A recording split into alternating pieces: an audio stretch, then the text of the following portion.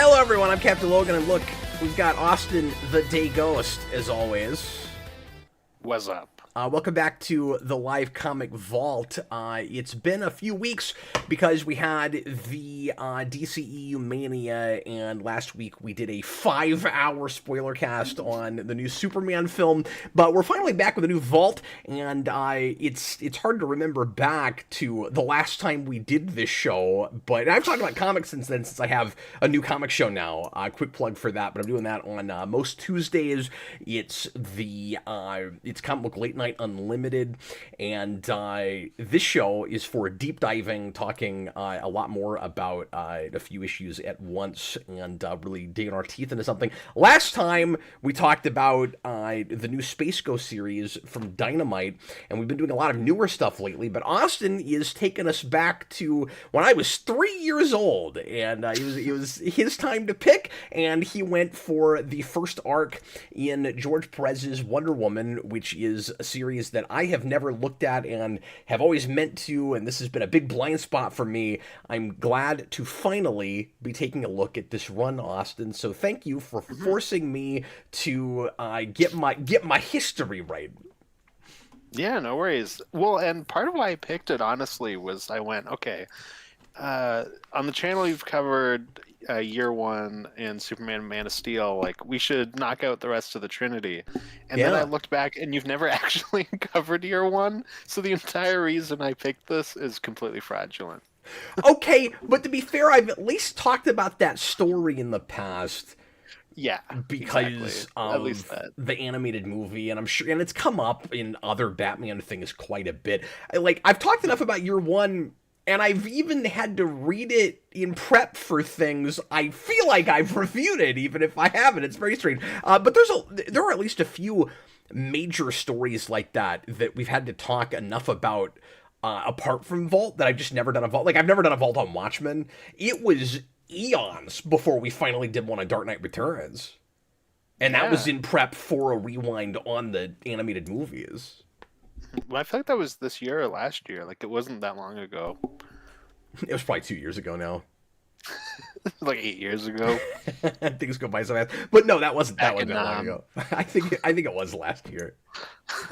But coincidentally, I actually wound up with a copy of the first issue of this series in a collection that I bought out recently, and I was really excited that this was in there. So I don't have any more of this run yet, and I have very little Wonder Woman in my collection because I've never been a big Wonder Woman fan, and I just don't collect it. But I, after reading this, would like to start getting into this run. I've been picking up a lot more of the John Byrne run lately, or I should say Superman Volume 2, which starts with Byrne and then moves to some other writers. But I've got, several issues of that, but lately I've like up through and past 75, but I've ended up with a bunch more of the earlier issues lately, and so it's nice to have these as a companion to that stuff, because it's reinventing that character post-crisis in a similar way. Obviously, George Perez is looking at what Byrne is doing and is very inspired by it. I think Byrne has a lot to do with why he even agreed to take this series on, because he almost didn't do it. Yeah, and I think, doesn't Perez take over, maybe not from Byrne specifically, but one of the Superman books? Because the nice thing with this is that it's just Wonder Woman. With Superman, like the actual Byrne run, it's good, but you also kind of need to keep up with Wolfman and Ordway on Action Comics, and I think it's Action that Wolfman's on, and I think it's Adventures with Superman. There's 3 books that there's are going into 4 that. eventually. Is there eventually 4? There's 4, yes, point. because Death of Superman into Reign of the Superman and all of that, they get to where you get a Superman book weekly. And of course, once you get into that era, you have to keep up with 4 books, and it's... Sorry, this has nothing to do with this. Okay. I was just thinking about the Byrne trades where they trade them, like all of those books together now, which is really nice. I don't know at what point they get into the 4 books, like how far before Superman 75 they ended up doing that, but it was because famously there's 4 writers that were the architects of that whole thing, and that's the whole reason that you end up with 4 different characters that are filling in for Superman after he dies, because they each take one of those books over. Oh, I didn't know that. Yeah, so like Cyborg is the main character in one of them, and then Eradicator, and then Superboy, and then Steel. Steel. Uh, Jack. so it's Superman, Adventures of Superman, Man of Steel, and what's the fourth one? It's not action? It is Action yes, comic? thank you. I just couldn't think of Okay. that. Adventure should be No, the it's hard one okay. to think of because that's the one we have that hasn't been published in a long time. But yes, that would be the fourth one. Yeah, no, for sure. But Wonder Woman doesn't have the luxury of 18 books, so Yeah, but she gets her title. then readers don't have to buy all of that, and I mean, likely it was popular enough to stick around because, of course, of the Trinity, like as important as Wonder Woman is, that's always been the character that, of course, does not sell as well as Batman and Superman, and doesn't always have an audience because it's hard to crack that code sometimes for a modern audience of how to keep people interested, and there's always kind of that question of like how hard do you try to pivot to a female readership, which this book does a really great job of just feeling like a thing that is for everybody, and you can see like all the ways that this would appeal to a female audience and all the ways that it appeals to a male audience, and thematically, it's so much about like the differences between men and women and the war of the sexes that it's really cool that while it's about like the strengths and weaknesses of both, it's also a book that feels like it wants for different reasons both sides to be reading it. It's really cool. Hmm. Yeah, absolutely. No, they do a great job balancing that. This was a really neat first issue. It had this cool wraparound cover. Hmm. Oh yeah, no, it's a super cool cover. And all these covers are really neat. We'll look at those as we go along, but it was really eye-catching. And this period for DC was just firing on all cylinders, and it had really good editors that all knew what they were doing. Hmm. And speaking of Yeah, of the exactly. importance of women with DC, like female editors are a lot of why this period was as good as it was. Like, yeah, Jeanette Kahn, of course, and then Karen, whatever her last name is, who was editing on this series. She has a really cool letter in the fourth or fifth issue at the start of that. It looks Oh, like, cool. That's not in my trade, so I didn't know that. oh, that's unfortunate. Hmm. But yeah, she talks a lot about what I was just mentioning earlier, the appeal of to to both genders, which I didn't steal from her. I was also thinking about that myself while I was reading it, but I wanted to mention she also talks about that. Oh, okay. No, that's interesting. No, I wish that was in my trade. That sounds cool. Yeah, and then Perez has one at the start of the first issue too. Oh, okay. It That was makes sense. weird Yeah. because I was reading this in digital and I was like, "Well, this isn't a trade. Why does it have this cool letter like a forward?" And then I cracked this open and I was like, "Oh no, it's in the actual issue." Mhm. Oh, that's great. And it's cool because it's contemporary. Like it's not a thing he wrote a lot of years later. Like he wrote it for this, and he's talking about why he took the book, and like they asked him to do it in the first place, and he was too busy with Teen Titans, I guess, and I'm not sure what else he was working on, but I apparently like uh, the editors were really hoping he would do it, and he didn't think he had time, but he could tell that they were hoping he would, and he had ideas for it pretty quickly. So he was like, "Fine, I'll do the first 6 months," and then it became, as he says, an indefinite commitment. Yeah, because he's on this book for a while, and then, like I said, at some point he gets on one of the Superman books as well. So I think he's maybe doing them at the same time. Yeah, and I can't remember which one he's on, but you're right. He's one of those four, isn't he? Hmm. Yeah, exactly. But yeah, I don't know what he was doing outside of Teen Titans, but his artwork's so crazy. Like, I don't know how you can do more than one book a month. And how's he not late with it? I mean, it's ridiculous. And this is not too far after Crisis. And like, think about it. Like, he's doing all that work on Crisis, and then he ends up on doing this book, which is extremely detailed. And Yeah. you and I were talking off camera about how ridiculous just some of the line work is and how much effort he gives himself unnecessarily with like, oh, I know, I'm trying to put this book out every month. I'm gonna draw 900 snakes. Yeah, or even just all the details on Ares' costume, or like Yeah. It's like you didn't. Olympus looks amazing. Like, Yeah, look. I mean, look at that. There's so much going on in that. You think that would take a whole month to draw? yeah, Full exactly. issue. I think this first issue is a little oversized too. I think it's got more pages than the rest of it. Yeah, it's not like a full double-sized issue, but I think it's like 36 maybe, 30 30 something. something. Yeah. Yeah, yeah, about that. Which Nicholas makes sense. Like, Bodo. there's a lot going on with Hi this first everybody. issue. Hi everybody watching live. Nicholas Bodo says it's funny you guys are reviewing this book now because it has been announced the screenwriter for Supergirl is going to be writing the DCU Wonder Woman movie. Yeah, and she's apparently. So Austin and I were also talking about that today because we have this magical power where anything we review, there's news about it. And this one was even the same day and prematurely, like before we ended up reviewing it. It's amazing. But she's apparently also writing a Teen Titans movie. So it's like. So she's really into Perez right now, Yeah, probably. everything Perez did in the late '80s, apparently this woman is. I forget her name, but this woman is writing. I hope she's It's great Anna because Nogra apparently. or something like that. Say again.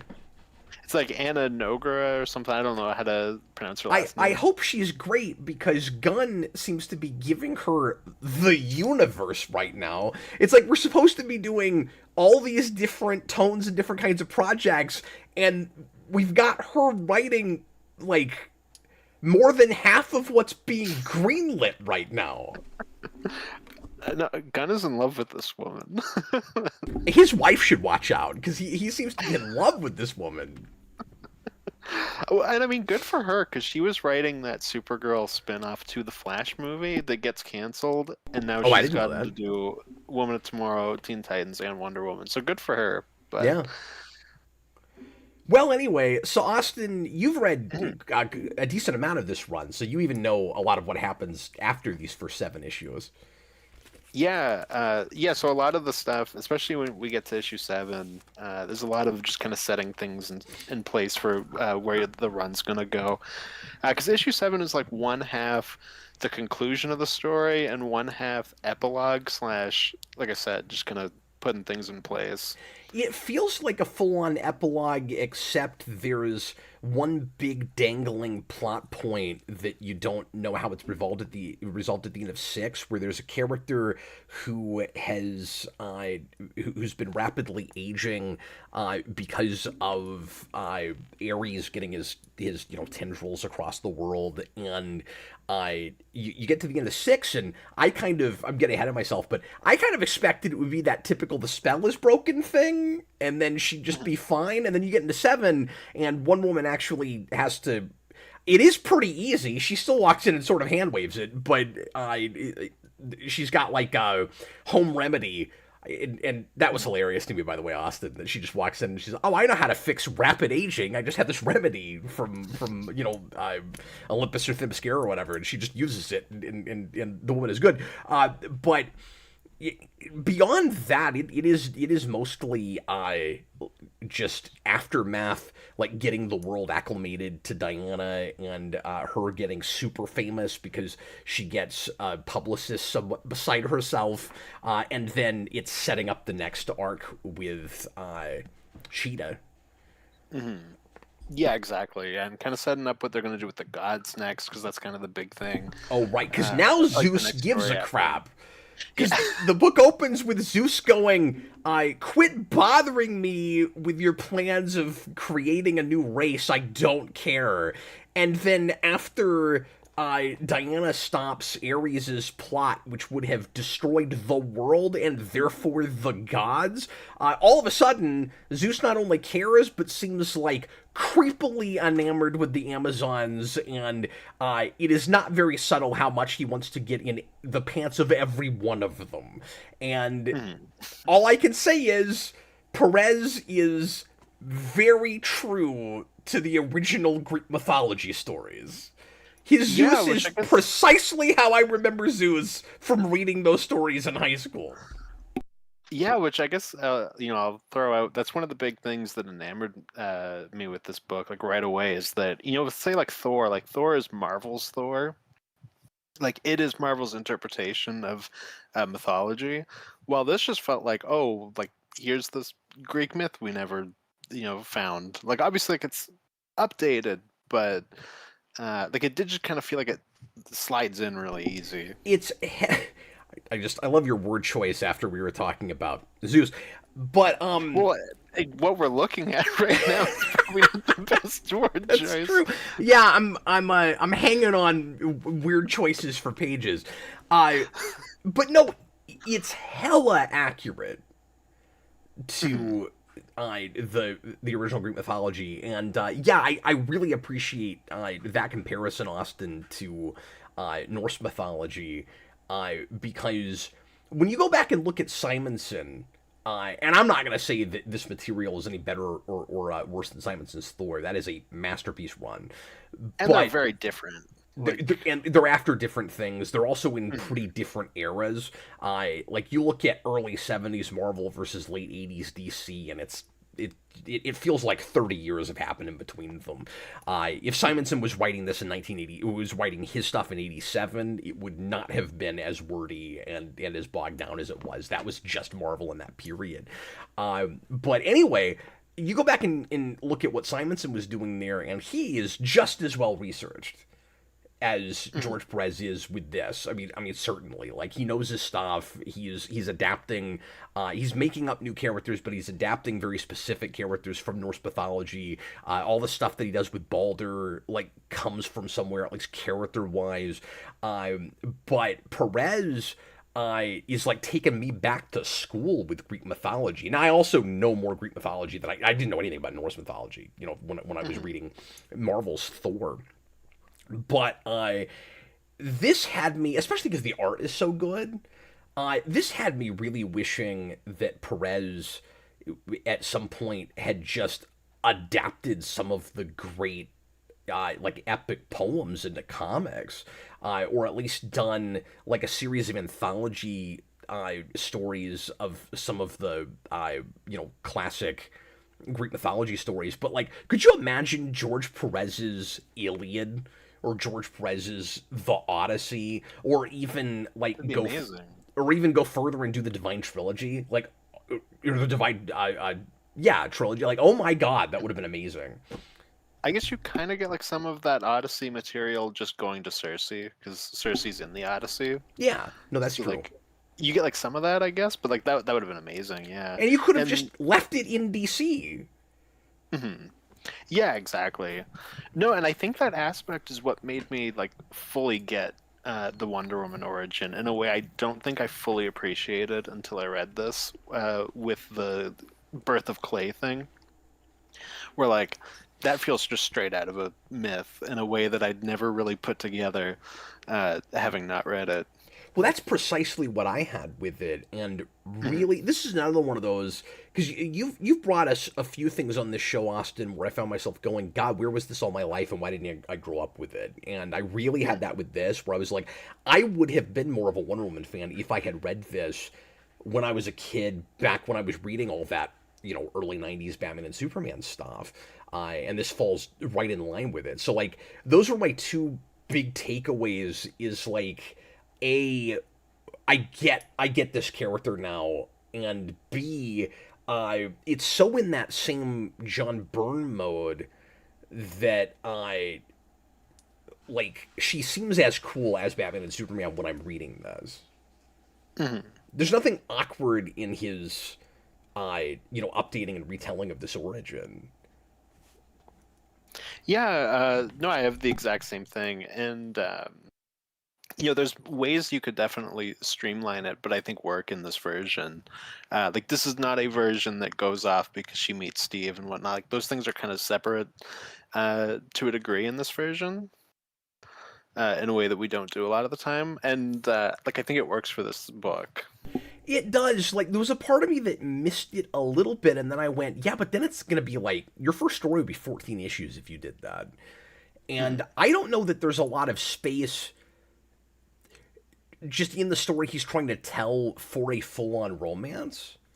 Like I almost feel like, at least initially, because like eventually, of course, with this character, I would want that. Like this feels like a character that just like with a Superman, you'd want to do a romance with. But at the start, with the mythology of it, I feel like it would almost make her feel less larger than life and less iconic if you immediately had her jump into a romance. Like it just seems kind of bigger than that. She seems more majestic than that at the same time as she's kind of like naive and trying to understand the world of man and all of that. But also the story has such a sense of urgency to it that you would really lose if you did a love story with Steve Trevor. And then of course he's taken off the board for like 2/3 of it.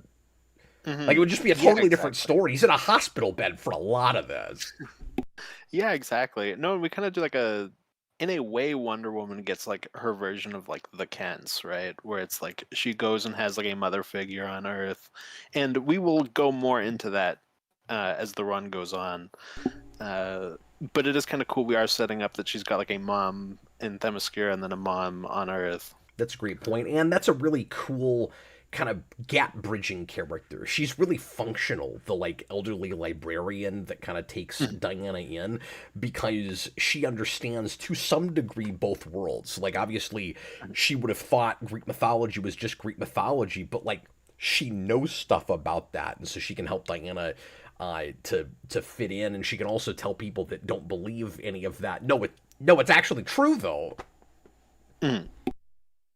Yeah, exactly. No, she gets to be like a better version of the guy from the Thor movie, Selvig. Oh, that's a really good call. Yeah. Yeah, and I didn't even think about that the way you just put it. It's like, oh yeah, yeah. Really quick, let me read the super chat. Dan Schneider just put in a $2 super chat and says, "So you want Perez to do Classics Illustrated?" I mean, sort of, but what I'm talking about is more, it's adapting those stories, but with the same art style and just fitting it into DC continuity, basically. Like, just like a full adaptation, as opposed to I mean, if he'd wanted to go on his own and do it as a creator-owned thing, sure, but like, I don't know, Classics Illustrated, I never really looked real close at that kind of stuff, but that looks kind of generic compared to what I'm imagining, which would be something a lot bolder, and I mean, you basically just be turning that into superhero comics, and this, is a superhero book, but a lot of it is just Greek mythology in the modern day saying, yeah, these characters stuck around, but nobody believes in them anymore. Yeah, exactly. Yeah, which is pretty cool with that opening with Zeus, where the female goddesses want to create the Amazons because they're like, these will be the beings that unite gods and men. Like they will be like that midpoint that unites us, and then we won't ever have to worry about us falling out of favor. And Ares obviously is much more like, no, all the men need to go to war. That's more important. And then it'll make me strong. And obviously he's the one that kind of wins out because the Amazons are just straight up failures in this book. Yeah, which is really really interesting. Yeah, so it's the like compassion versus aggression thing. You take it and as like prevailing character traits of each gender, and I think the book makes a real big deal out of generally speaking, each sex has like some of each, but men typically have more aggression than compassion, and women typically have more compassion than aggression. So you have a god stand-in for each of those at the start of the story, with Artemis, and which is always funny when I say that because I have a dog named Artemis. Artemis and Ares, where Artemis says we need a new race of people that, like you said, can like set the example, bridge the gap, but set the example for the rest of mankind to worship us and keep things going, keep us around, and it's about like elevating mankind and enlightening mankind. And so I say compassion, it's also kind of about enlightenment, right? And then Ares comes in, and you're right, it is all about him, like, elevating himself, but he also, like from some of the gods' perspective, you could sort of see his point where he's saying, like, especially as a stand-in for that prevailing male character trait, where he says, we have to be aggressive. We have to force mankind to do those things. They're not going to listen to us if we don't. And he does sort of have a point, because, like you said a minute ago, when we create that new race, it doesn't work out. They don't do what they're supposed to. This new female race comes in, and they don't set that example, and they're all out for themselves, and they end up just sleeping with a bunch of guys. Right. And I think it's important too that the Amazons in this are the souls of, like, victimized women, Yes. where they're, women that have been murdered and things like that. And all of their souls are kind of collected, and then they bring them back up, and they become the Amazons. So they come in, and they have, like, within them this distrust already. That's a great So there point. is this part of them that's like, oh, I don't know about this. So they kind of wall themselves off once they become a society, while Diana is the unborn soul of Hippolyta's original form, because she was pregnant when she was killed. So she doesn't have that victimized aspect because she didn't exist. Yeah. Yeah. And so that's part of why she can come in and actually live up to what the Amazons were supposed to be. And I think it's a really, really cool idea. She personifies innocence. Exactly. Yeah. Yeah. So I really like that. Even with the natural, with this being Wonder Woman feminist bent of this, we don't say there's this new female race and they fix all of mankind's problems, or they're what everyone should be, and they get, for whatever reason, like, victimized and have to get walled off, and the world just never gets to see what they are. Like, they're just as flawed as men are, and they make a lot of the same mistakes. And I think it's interesting, and that's why I said earlier that Perez is, in my opinion, correctly showing us the ways in which each sex has the same qualities. And some just more magnified than others, right? So when Heracles goes, it comes in and double crosses them.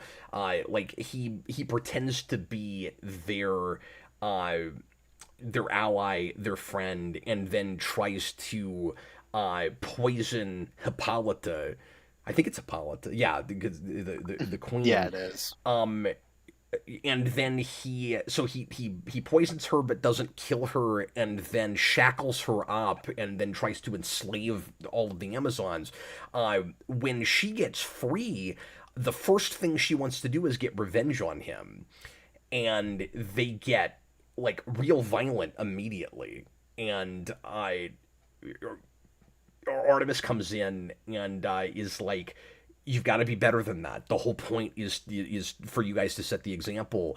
And they're like, no, we've been horribly wronged. We have to get revenge. And it becomes a vengeance thing, which is exactly how you would expect men to handle that, the way men are kind of set up in this. And then way later in the story, you see the compassionate side of the male sex with Steve Trevor, who at one point is, this is getting way ahead of ourselves, but at one point is forced to gun down the general who tried to, or colonel, or whatever his rank is, Tolliver, who tried to murder him earlier in the story, and has been trying to kill him the entire story. From moment one, he puts him in an airplane and sets him up to kill him, and he is influenced by Ares to some degree, but I mean, this is a horrible person. It's sort of like the movie where, like, some of these characters,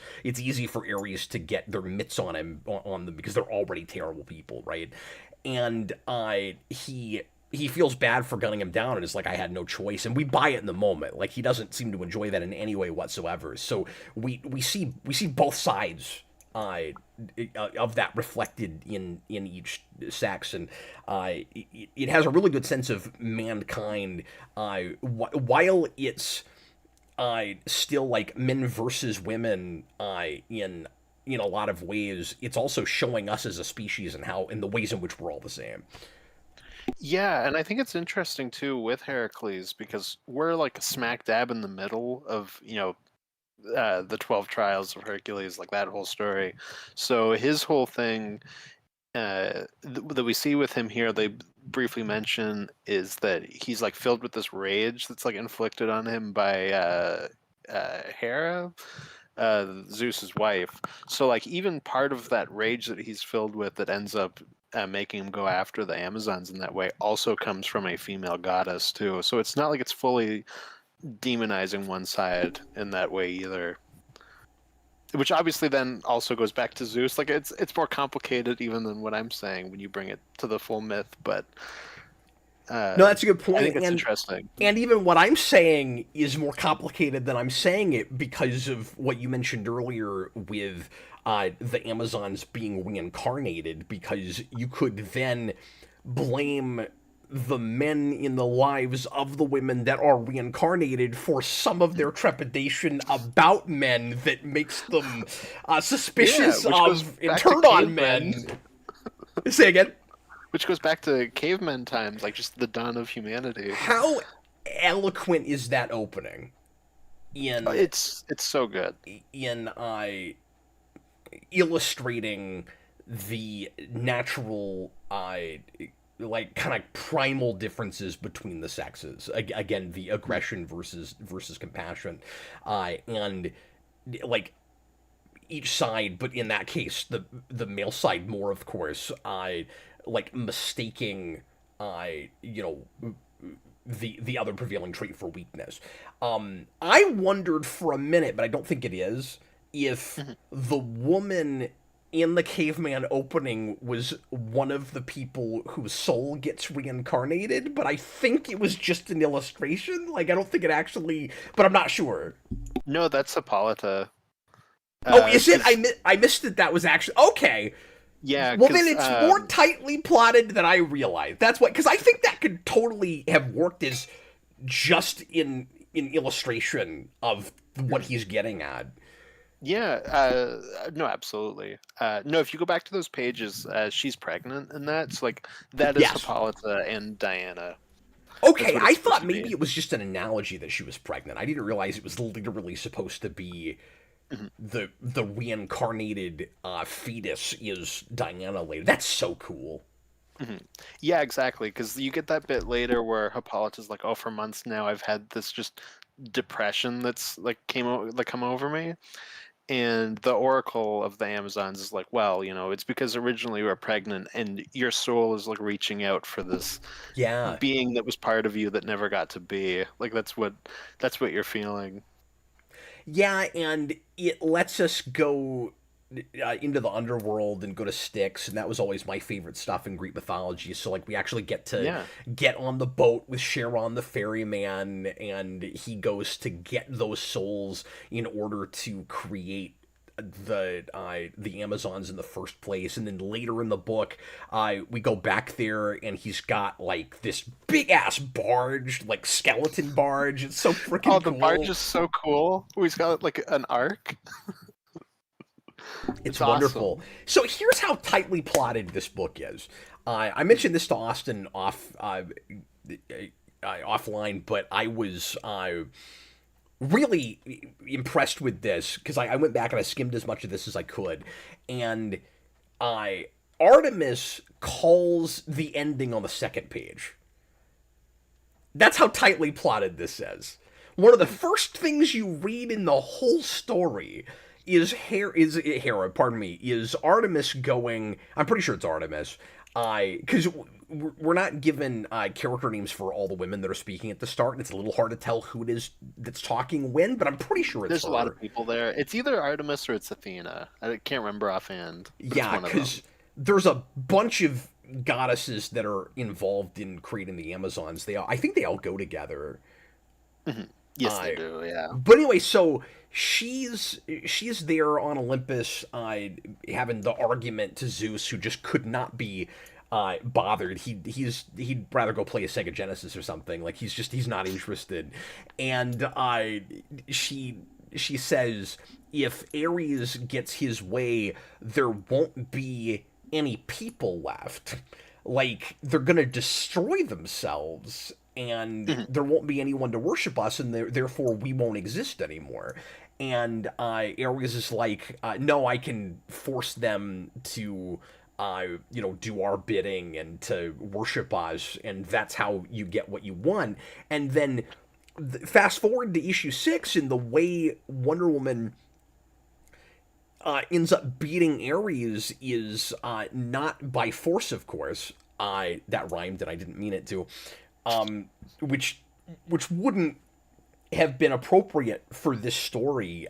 She needs to win with her brains and her compassion, and so she uses her lasso. Which the whole way I'm waiting for her to do the standard Wonder Woman thing of make someone tell the truth with her lasso, and she never does it.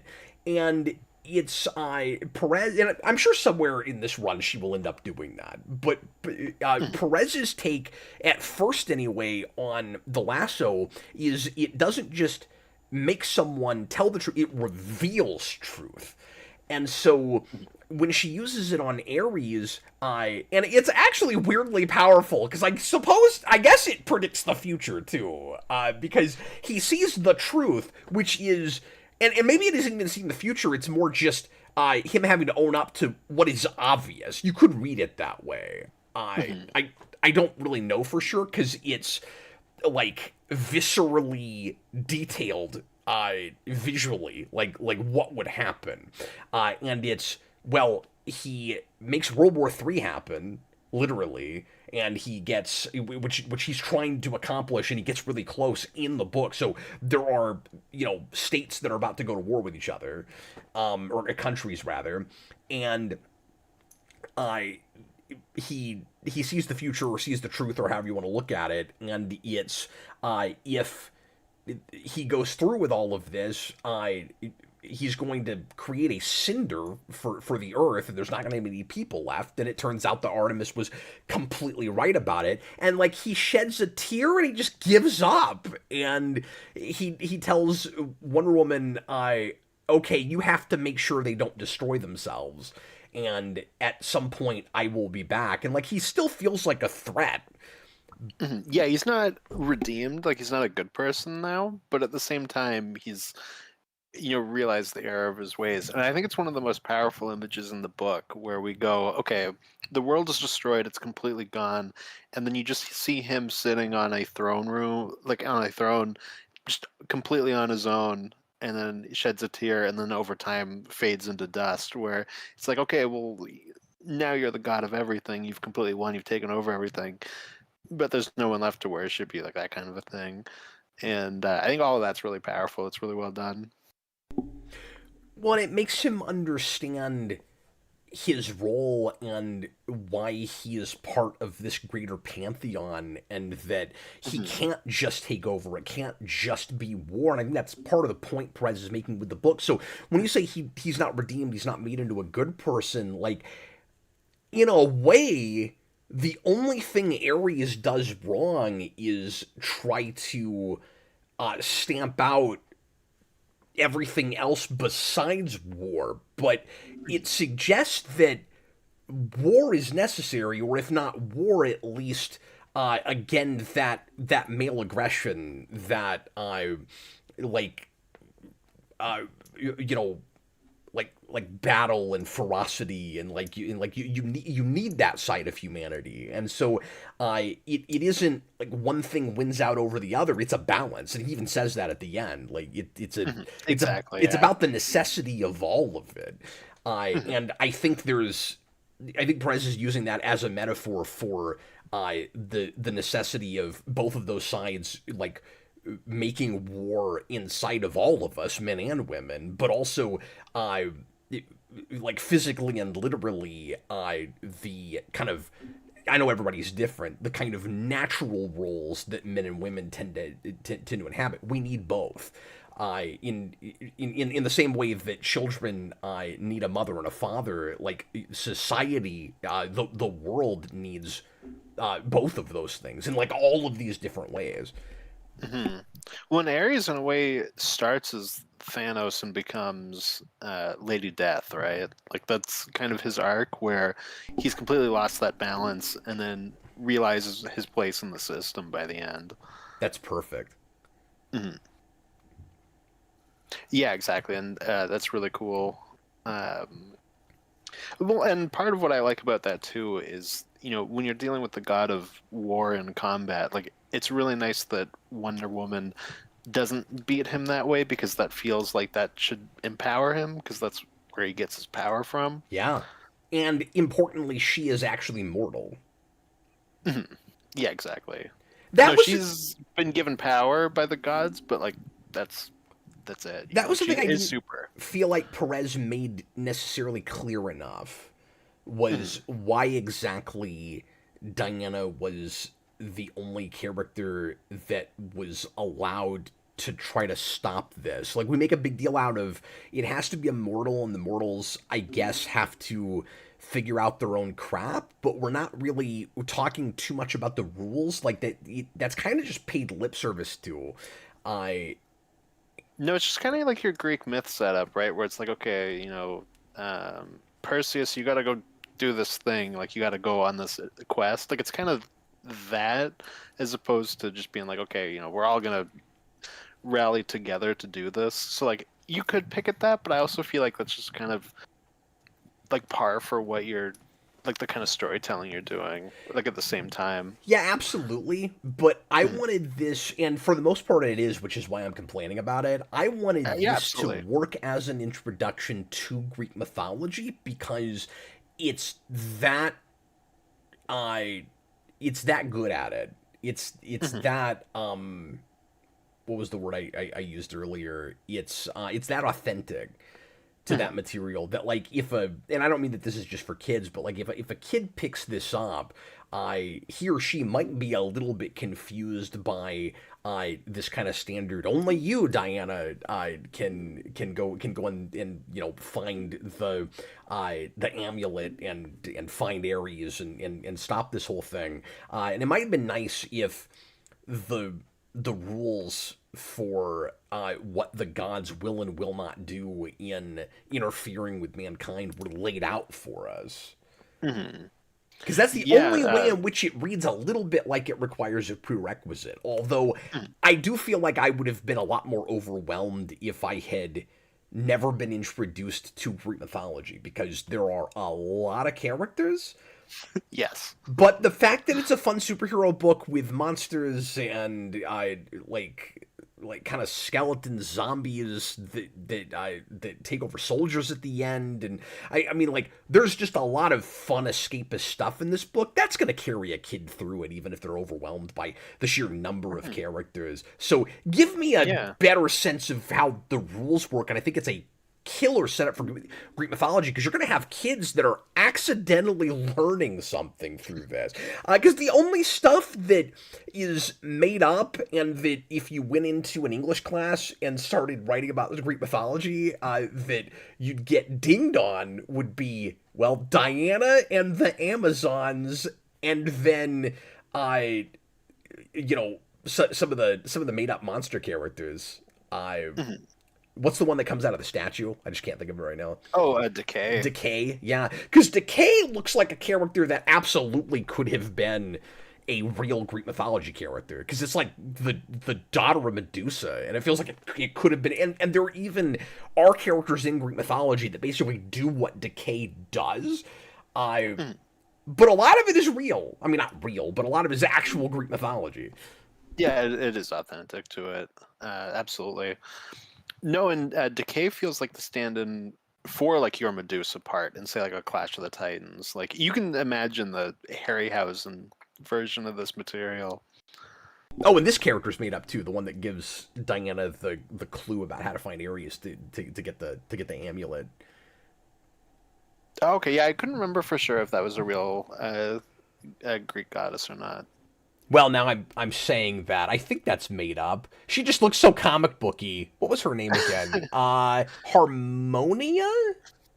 Yeah, Harmonia. I'm gonna look that up, but that sounds I like a feel like. made up DC character to me. See, I was thinking I could see that being a real person, and that's the daughter of Ares. So I feel like that could be real. I mean, I'm very rusty, and I don't want to pretend like I'm an expert in Greek mythology. I just read enough when I was a kid that some of this is familiar enough to me. Hmm. I'm doing it. I'm doing it.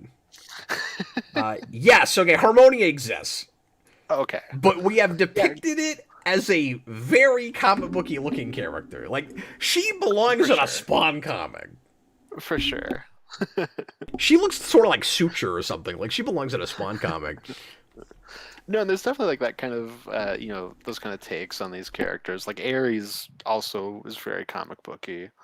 Oh, yeah. Same with his two sons. His Uh, design's awesome. mhm. It bothers me even more reading this that we've never really had a Wonder Woman video game. Like, there's just Yeah. too much cool stuff. Also, you made me sort of angry in picking this and having me read this because I really don't know if I can go back to the movie after this. Oh no. Because I like Oh, because I'm I like the sorry. movie more than you do. Well, because the thing is, I never knew any of the material that was drawing from, except for just some of the classic origin stuff that I've seen in other places. Like, I all of the stuff with Zeus, with Ares and his like affecting people to kind of machinations behind the scenes and getting them to do stuff that maybe they would do anyway, but like they're a little bit more more bad with him influencing them. I didn't know that came from this. I like there's a decent amount of stuff that they're looking at for Perez in that movie, even though it's set in World War II. Like, it's kind of odd how much of an adaptation that ends up being, and it's just frustrating to me because I of like I'm getting your issues with that movie more after reading this because her like morality and where she lands on ethical things is just much vaguer in that movie than it is here. There's this great bit toward the end where she just flat out lays out uh, like her position on killing as Mhm. an Amazonian warrior, where like she's both enlightened and a warrior, and it's like in trying to be a great role model, Perez has made her the imperfect embodiment of those natural tendencies with men and women that I was talking about earlier, where like she's like the perfect harmony between the like the primal instinct and the compassionate nurturer, and she says, I don't want to kill anybody, but if it's necessary, I'm gonna do it. And in that scene, like she kills Decay. Is it Decay or is it no? It's later than No, Decay. It's it's one of Ares' sons. that's It right. starts with a D. He's the one with all the snake Yes. hair.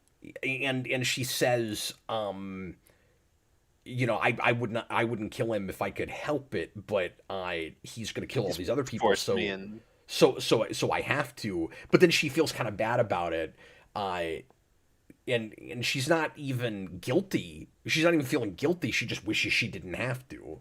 And you Yeah, it's just more know of like I wish I exactly. didn't have to kill, but like at the same time, like it was for the best. Like there was no way out of it, and they make a very specific point of like she goes straight for like cutting his head off. Like she doesn't draw it out. It's just I have to do this. There we go. Let's get this over and done with as fast as possible. And then I like to kind of do the same thing with Steve Trevor not too long after that, Yeah, that's true. Yeah. with that Well, and scene I also was on talking top of about that, like earlier. I feel like that's also Wonder Woman's take on violence in general. Like she's also like a very actiony character in this. Like she will get there when she needs to, but it's not like this is like a very action-driven book at the same time.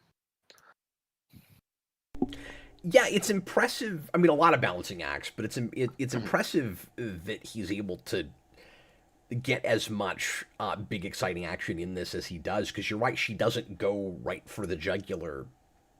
Mhm. Yeah, and you get the sense of it with issue 7. Like, she's not going to go around fighting crime after this. Like, she's going to go around like preaching her message Well, of because that was like the peace point of and the Amazons in the tolerance. first place. Like they were Yeah, supposed to set an exactly. example. She's gonna finally live up to that. Yeah, exactly. Like, she's not coming back to fight, like muggers in the street. Like, she's coming back for stuff like that. Like, she's giving speeches at the UN. Well, and Perez makes a big deal in that letter in the first issue that I told you about how they really didn't want her to look like just female Superman. Mhm. Yeah, And and I think they do a very good job at that. like Superman himself ends up being very public and having to be a figurehead also, but he starts as the street level crusader, and yeah, Mhm. she's absolutely not that. I mean, she'll get her hands dirty to help people, obviously, Mhm. but it's much more big picture. Like she has a mission, and she goes to resolve it. Yeah, and I think that's important for why the lasso is like her main weapon, because it's not a like that's more of like a defensive weapon. You could see, it's not something that you're like outright, stabbing somebody with or something. Yeah, and Perez does a really good job coming up with like thoughtful and creative ways to integrate the bondage imagery with the bracelets and the lasso, and Yeah. like starting with that Heracles stuff, where I don't know, it feels real.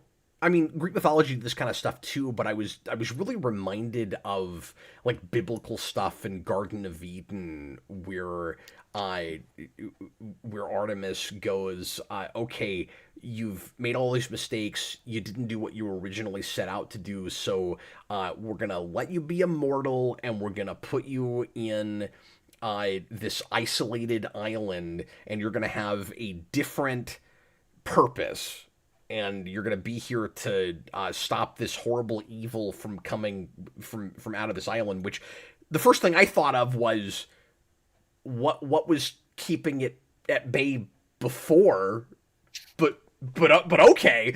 So they've got a new purpose now, and it's that. To remind you of your mistakes and your flaws, and so you never do this again. You're gonna have to like have these bracelets and remember the bondage you went through that you didn't handle properly because you were all about revenge. And I thought that was a really great way to integrate that. hmm no, I agree, and that, like I said, is very mythology. Like, I love the idea that they're not on this island because, they're these great people that are so beyond us or whatever. Like, that is their penance for failing their original goal. They're forced to go off to this island. And we also have a separation too, where some of them go off to it, and then some of them, I'm trying to remember, it's like, I don't know how to pronounce her name. It starts with an A. And She's I the think it's one. Antiope, isn't it? Is what, sorry? Is it Antiope or is it? It's It's something like something that. like that. It's Yeah. I can like see it in my head. I just don't know how to pronounce it. But I know like that's Robin Wright in the movie, and she goes off for actual revenge while the rest of them go off to the island, That's which I right. like. Like, I like that there is a separation of, okay, some of us don't want to live in peace now. Some of us are going to get the revenge Yeah. that we want, and we will touch back with Heracles in the present day. And Oh, if I interesting. and if I remember rightly, I think we talk about that like blinded rage thing, and he feels kind of regretful about his actions. I was gonna say If I I could see remember him right. getting kind of redeemed in Yeah, I some think way. that's the way they take it, but it's been like 2 years since I've read that, so it's not super fresh in my mind. It's really interesting, and I realize that there's a lot more run after this, and it's not the end of the story. This reads, obviously there's a good beginning, middle, and end. It's self-contained enough, but by the end of the story, pretty much everybody that isn't like a one-note monster or isn't killed in this is like surprisingly sympathetic by the end, like Ares. And the god that I'm most not with, that I most don't think he actually has a good sense of place, is Zeus. We're like, he's as bad by the end of this as Ares is at the start, right? We're like, what kind of balance has he found? Like he just wants to tell everybody what to do and sleep with a lot of women. Like that's Zeus. Yeah, exactly. Which we'll get into like right away. Like I think we have 2 issues with Cheetah, and then we go like straight back into that stuff. Oh, I'm surprised to hear that, because the way she set up at the end of this, you'd think that we were setting up for like a 6-issue arc with her. No, it's real quick, because I think issue 8 is also like a time jump issue where we kind of do a couple years where we go, okay, this is kind of what goes on in these few years, so that we're caught up with like where the rest of the DC universe is. That makes a lot of sense. This had me wanting to go back, because you and I reviewed it, but it's been forever and I don't remember very much about it. This had me wanting to go back and reread Legends, because she's actually, I believe, introduced in Legends before this, or like at the same time. So that's her introduction to the rest of the DC universe. I don't know the exact. No, that's got to be after this. Oh, this has come out. This has come out already. There is a specific issue. I think so, because I think that's 88 or 89. But there is a specific issue where we do like the time jump thing, but with Legends, where we go, okay, this is what happened through this event, and like blah blah blah. And the big takeaway with that is just, Superman and Wonder Woman meet, and she's like very smitten with him. And there's like a whole thing where that teenage daughter that becomes aged in this, they become kind of like sister roles, and it's like, like there's this boy I like, and it's kind of this thing between the two of them that's really endearing. So I just looked it up, and Legends is also 86, so like they're simultaneous. Oh, okay, so I guess I'm wrong then. Okay. But now, like, at least the first couple issues of this could have come out already, and, like, I don't know how far into the year Legends was. Like, I don't know if it was summer, if it was fall, but... Well, and Tyler says that is issue 8, so I'm, like, conflating them into 2 issues. Okay. But, so, like, that's part of the time jump. Okay, so that makes sense. Not to fight you or nothing, but No. Like I said, it's been 2 years since I've read this stuff, so, like, it's not super fresh in my mind. And I'm bad with dates. But okay. No, that's totally understandable.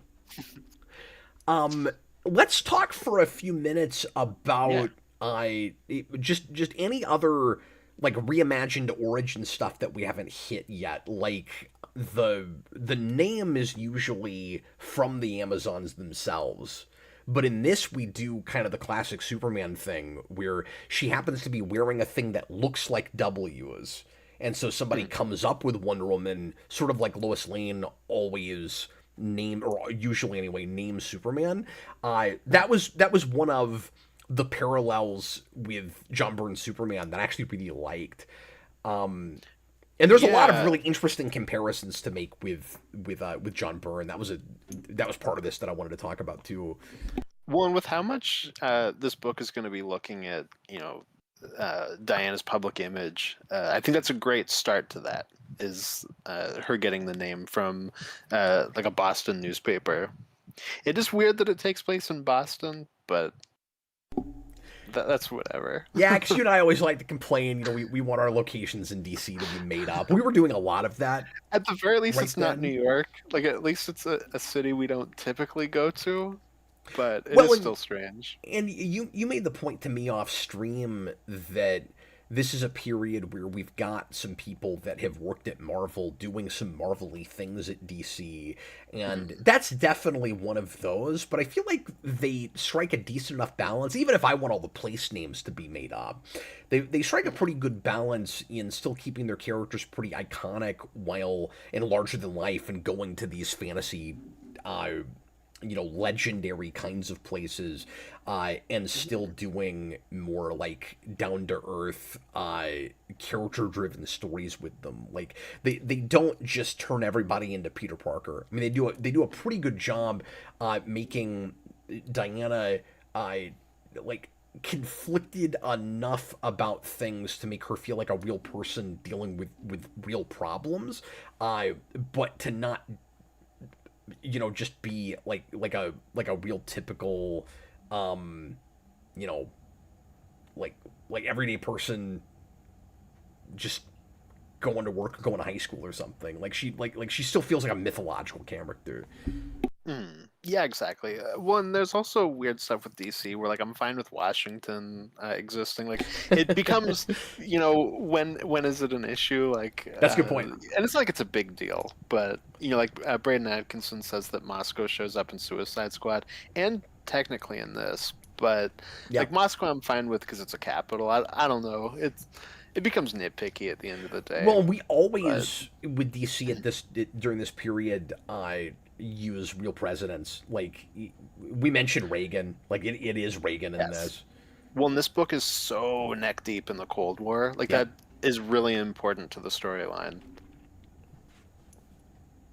Where that is a big part of why Ares is like as powerful as he is now. Is you've had kind of all these wars back to back to back, and now we're neck deep in the Cold War, and he talks about like racial tension and Yeah. some like the class warfare stuff of the '80s. Like all that stuff is kind of building together into your why now question with Well, he makes a Ares. big deal out of how easy it is to get. Because the point with Ares is he gets his power from people going to war, so he wants that to happen, and he makes a big deal out of how easy it is to pit people against each other and get them to go to war when they're upset about trivial things like the color of the skin is different. Like he specifically brings that up. Hmm. Yeah, exactly. And like you said, like obviously we bring up Reagan, and Reagan's really important to DC just in this period. Like he's a big part of Suicide Squad. He's a big part of Superman. He shows up in Batman. He's not like a big part of Batman, but he does show up. Yeah, we're doing a lot more of like current in the moment social commentary.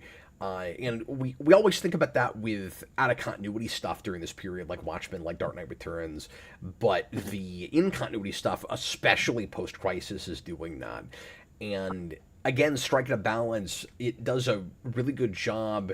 I I mean, it's easy for me to say this, I guess, because I grew up just after this period, but I I I still think it does a good enough job of being readable, and feeling still kind of poignant and relevant, even past all of this. So like it is very much like set in its period, but it's dealing with issues that have always kind of remained to some degree, and it's Mhm. not. It never feels heavy-handed about it, where like it's preaching to a choir or it's using uh, social commentary or satire as a replacement for character-driven storytelling. So you could be completely lost on that stuff and still find the characters relatable and the stories are saying something.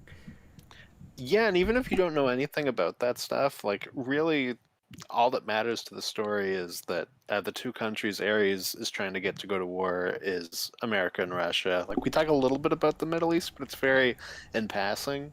So it's not like it's neck deep. Like you need to know it. You have to have your finger on the pulse of exactly this moment, or else you're gonna have no idea what's happening, which is really nice. Like he does it in a really smart way.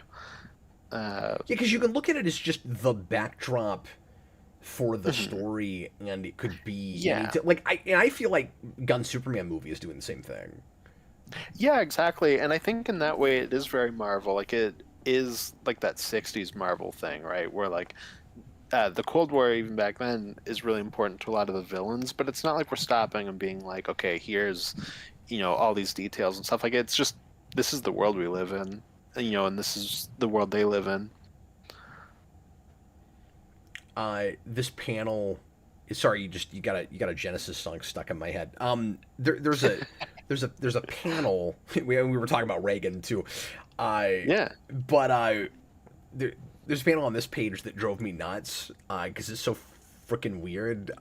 With Hermes, where there's some god character sitting like at a console, looking at this weird contraption that shows Wonder Woman in like a yellow bubble, and that character is sitting like sideways. Like I don't know how the gravity works. Like sitting sideways like this, and then Hermes is standing next to that upright, and the whole thing is just so bizarre. Like I don't like Athena's like up here and like sideways. Oh yeah, Olympus there's is no very... rules to gravity. No, and you get some of that at the beginning too, where Olympus is like very, it was an MC Escher, like it's very like there Yeah. are stairs that are going this way and that way, like all over the place. Like it's very otherworldly. Yeah, Which these is a feel cool like way of Kirby portraying choices it. to me. Yes, and there's a lot of Kirby in some of these choices, especially when you get to some of the other world places with Ares, where you get some of that Kirby crackle in the background. That could have easily been fourth world stuff. Yes. Well, and off camera we talked about how Ares' son looked very He-Man. Yeah. But I also think they look very New Gods as well. I agree. They could be on Apocalypse. Yeah, we passed it already, but I took one look at that full page spread that introduces those characters at the end of an issue, and I was like, oh yeah, it's late '80s, isn't it? Like, yeah, was it Phobos? I think is kind of looks like Calabac-y. Totally looked like you're watching He-Man or something. Mm-hmm. Yeah, exactly. But yeah, there's also, I think, kind of an attempt. Maybe there's more of this later, and it will make more sense to me as the book goes along. But I feel like there's this sort of in passing attempt to explain why Wonder Woman's costume looks American patriotic when she comes from Themyscira, and I didn't fully understand it. Like there's a. Do you remember that, or can you explain it to me? Because there's a mention of that, and I didn't. I'm forgetting exactly what it is now, but I didn't quite grasp what it was talking about. Yeah, I think it maybe comes from like the Oracle, like with visions, and like this is the kind of outfit that we want for our champion that's going to America. So like you kind of have an aspect of that, but that and the Amazons having a gun, I would say, are like the two things I'm a little fuzzy on. Like I feel like they're just kind of hand waved a little bit. Yeah, where did they get the gun? Mm-hmm. And I think it's That's important that only the Oracle has the gun, so okay, there's probably something with that. But like at the same time, like it is a little easy. I mean, I guess I like that you do have them having a knowledge of guns so that we can have like that setup for the bracelets deflecting bullets, because a lot of the times we don't have like any sense of that. They can just do it. Mm-hmm. And I also like that they don't call them guns, they just call it the flashing thunder. It's a really striking image when that happens. Yes, And it reminded me of that Daredevil cover. I had that too, and I don't know what it is with guns in like late '80s DC comics, but there's like just this really specific image that shows up in a lot of these things that's just making a big deal out of superheroes and their apprehension and irritation with that weapon, and I really liked getting that in the first or second issue. But I think it's the first issue, is it not?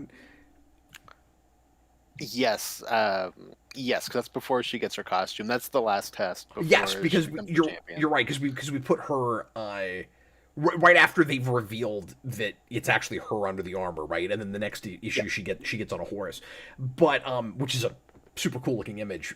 But well, I love her with the cape, like that big blue cape that she has. I sometimes. wanted more of that. Yeah, in fact, I'll say this real quick. Her two coolest looks, and maybe we'll get it here in a second, are the cape when she's on the horse, and then the flannel plaid shirt that's open that she puts on top of her costume. I don't know what it looks really cool. No, Wonder Woman putting costume like clothes on top of her costume just looks great. I love that. Oh, we've already passed it. I probably showed some panels of it earlier. Here's that super cool barge that Chiron the Ferryman has. Mhm. Oh, it's fantastic. Yeah. Well, it's a cool little, ticking time bomb thing of the gods think that they've kind of already lost, so they're going to go down to oblivion and accept their fates.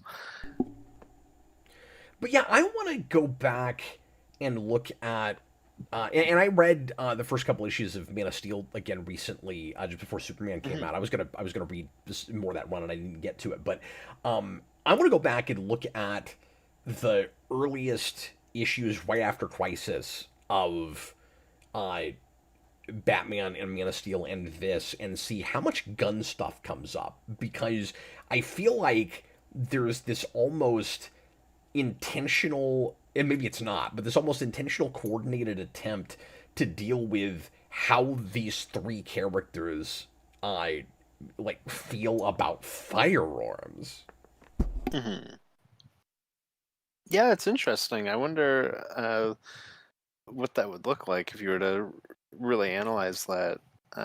I like the little bit that we get here, especially the joke later on where there's all the guys shooting at her and she's deflecting all the bullets. It's kind of like the big bracelet moment in issue 6, and she's like, "Oh my god! Like, do you people like have any problems that you won't try to solve with your flashing thunder?" Is this your answer to everything? What's really funny is, and I think this is unintentional, it's not 3 pages after that that Steve Trevor kills the evil general with a gun. Yes, it's like right And after. it in fact solves that problem. She's like, is there not one problem? It's like, that solved it. Well, and I think Etta Candy kills somebody with a gun like right after, like maybe even a couple panels after that. Which is a really good payoff, because we make a big deal out of her getting a gun Hmm. before that. Yeah, and I like that moment where the like professor character is, not like fully traumatized, but is just like, oh my god, you just killed somebody.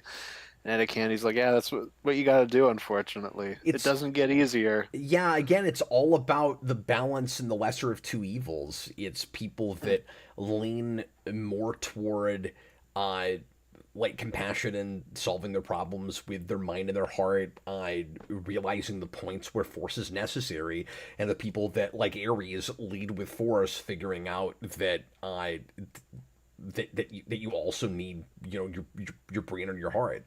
And I like that we do it with men and women on both ends. I think there are women that have to pick up guns, and there are men that have to put them down. Yeah. Well, and like while we're on that too, with Steve, there's a really cool idea at the beginning of or I guess just throughout, but like we introduced it at the beginning, where he's almost like a McCarthy figure, where he's like in courtrooms talking out against people in the military that are like really pushing for conflict, and that's a big part of why Ares and his followers are trying to kill Steve right from the get-go. Yeah, And I think that's a really cool idea. that's a really good point. I just wanted to point out that this was one of my favorite bits. Like I said, you've always got this great sense of urgency, and we've got some really nice panels that just put you in the moment and feel really cinematic. And uh, some of the grander moments are not in the big like flashbang action sequences. They're they're just impactful, important, um important moments where not a bunch of action is happening, but you would be shocked if you were there and it happened. And so you got this great page where everyone is sleeping, and Wonder Woman is walking around, kind of just trying to get it in everyone's heads and decide if she can trust them, and is talking about how she feels about each of them. And then you have that like light bulb moment of clarity from the character that is investigating something, trying to put everything together, where she realizes how the amulet works, and that there's a map that you can put on top of another map. Where like there's all these pings for where nuclear weapons are, and it's the exact same places that when you overlay it on another map from Greece or wherever, that there were a bunch of like, you know, old bases in another war. Like and so she puts everything together and realizes what she has to do, and just that moment where she freaks out and realizes that is great. Oh, it's fantastic. And there's a lot of just really cool eye shots too. There's a lot of really good close-ups, really detailed close-ups.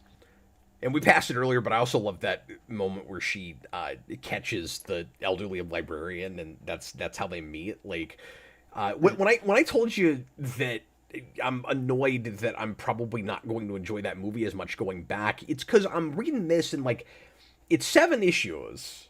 And I feel like and I've said this about other things, but I just feel like it's almost a perfect storyboard for a film.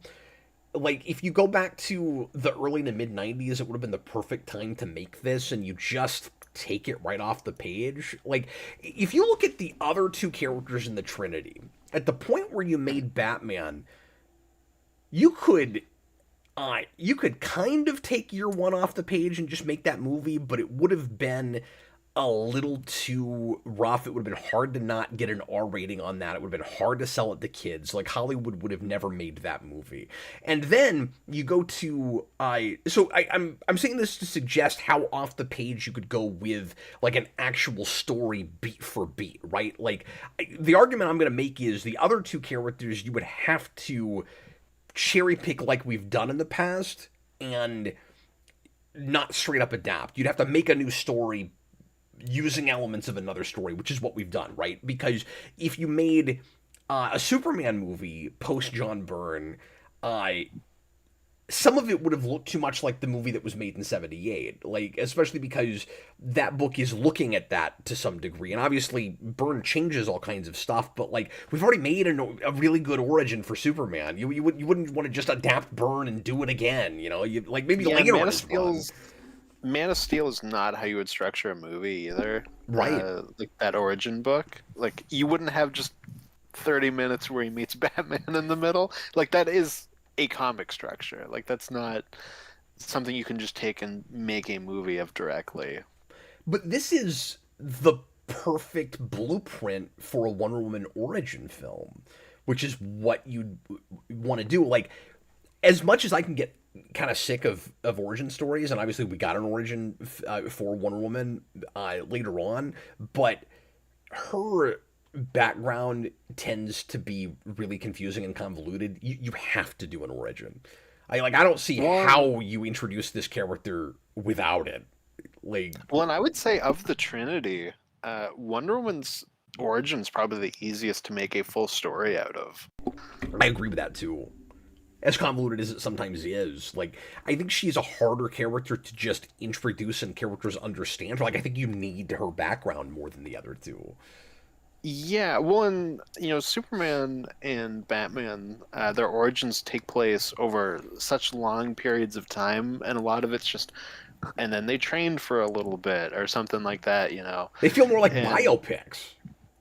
Yeah, like you can do Superman the movie, where you do your big grand epic Superman origin, or you can just skip it. Like we get it. Like Kal-El showed up. He was raised by the Kents. Now he's Superman. Wonder Woman there is more of like an adventure story, and you probably want that element of Diana coming to the man's world, and you get to see how that impacts her, how she impacts it. Like there is more of like a starting basis you want to see with the character right away. And she's present for the fantasy world building background stuff. So like you always have that choice to make with Superman's origin where it's like, are we going to not start with him because all of the sci-fi world building predates him? Like he's not really there for it, and so she would be she would be present start to finish, and arguably could be played by the same actress the entire time. You don't have that with Bruce or Clark. Like both of them, it's a child, and then you have a time jump. You don't have to do a time jump for this character. And then them starting is literally just, okay, like I'm gonna put on a costume and go do my thing now. While Wonder Woman has much more of like an adventure from the get go, and something where you don't have to awkwardly contrive a villain plot that is happening at the same time as them deciding that they're going to put on a costume. Like it's much easier to mix these two things with Wonder Woman. No, like Goyer had to kind of work his way backwards and figure out how to manufacture that for Batman Origin with Batman Begins. You kind of just have that already with her, but you could do a very Batman Begins-ish origin with her. Absolutely, yeah, and I Easily. think you could do that with Cersei, 100%. Like, I don't even think you need Ares to be the person that she comes, to Man's World for. Like, Yeah, you sure. could switch that. But like back before we had the movie that we had in 17, I would have loved this to have been just basically off the page. The only thing Hollywood would want to do with it, I mean, like, there might be some characters that you drop out because there's a lot of Greek mythology characters that would pad out your runtime. But the big thing that I wouldn't begrudge a director for wanting to change is go ahead and make Steve Trevor younger and fit the romance in there somehow. That'd be the one thing you'd want to do for a Hollywood movie. Yeah, absolutely. Because this book isn't really setting that up. Like we're gonna jump straight into Superman and Wonder Woman have like a weird kind of we're kind of into each other. Like we want to be a thing, and then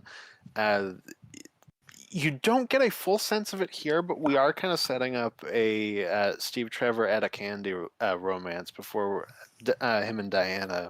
Oh, interesting. Like we will set those two up first. Well, and somebody in the comments said that it's always been controversial how much older he looks in this. And yeah, I thought his design was very odd because I'm just not used to it. Like he does look quite a bit older. He looks like he's seasoned and could even be like about to retire. And somebody else asked, who was it, Nicholas Bodo, how old he's supposed to be compared to her.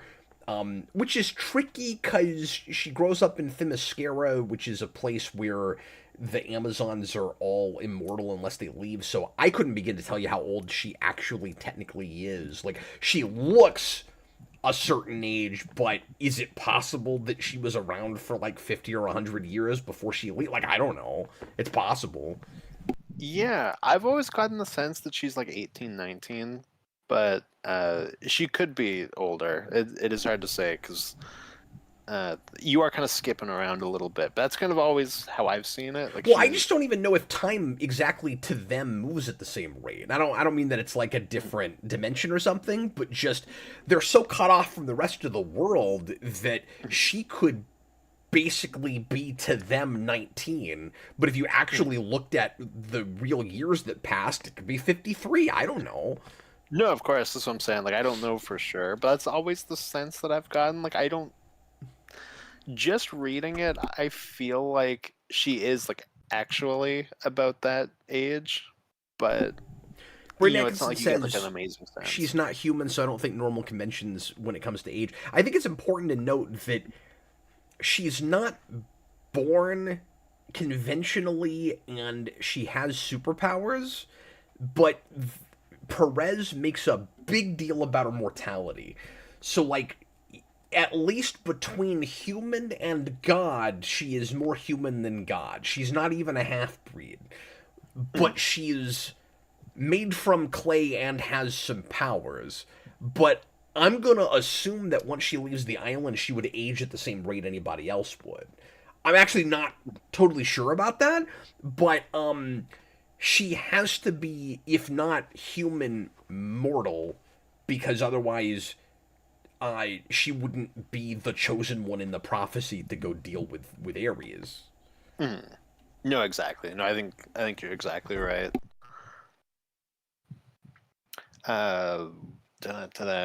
Nicholas Bodo also had questions that I wanted to bring up Yeah, too. go ahead. Yeah, let's hit some Just comments. just There to were a just to few throw out interesting ones. some stuff from chat. So we Thanks, asked if guys. this was more about the Cold War than '84. I would say yes. Mm-hmm. Like there's a little bit of that in that movie, but there's not a ton. That movie also tries to do this ending, and I don't think it works very well. Where she uses the lasso to like show Maxwell Lord Oh, that's right. like his past or whatever, but it doesn't really hit the same way it does here.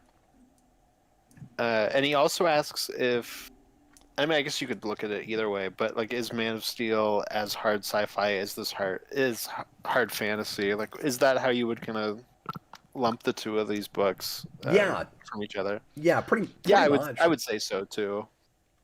And I really like how heavy fantasy this is. Like, this is what I want to see DCU Wonder Woman look like in terms of that, in terms of genre.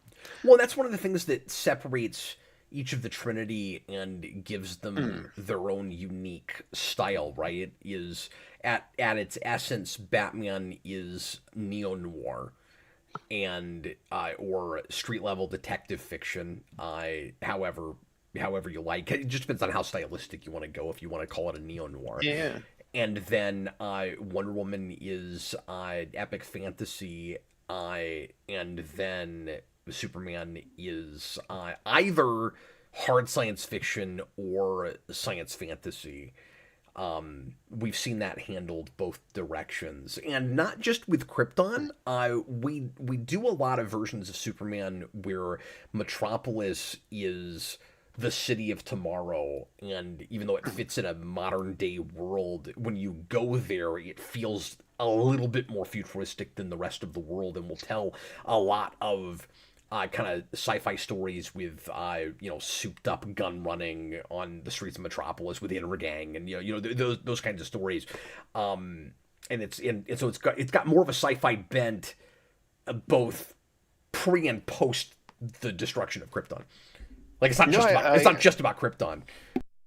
no, I think that's a good point too, and I think that's something we talked about on stream recently, which was that DC is more fantasy than Marvel is. Superman, in a lot of ways, is more science fantasy than it is science fiction. But like, you can do like more science fiction stuff with Superman at the same time. Like, it's not like it's fully separated. Like, If you we're can do a gonna make lot a of big stuff. deal out of him existing in a world with all that other stuff, it's much easier to tell science fantasy stories. Mhm. Yeah, no, for sure. Well, and just Superman, just from like the basic concept of a man can fly like without any real scientific backing. Yeah, Like, he he doesn't gets his have powers from the sun, and it lets him defy gravity. Okay, like like that's basically the Force. Yeah. yeah, what exactly is the Phantom Zone? Do we have to come up with the clear scientific principle to Mhm. get us to the Phantom Zone?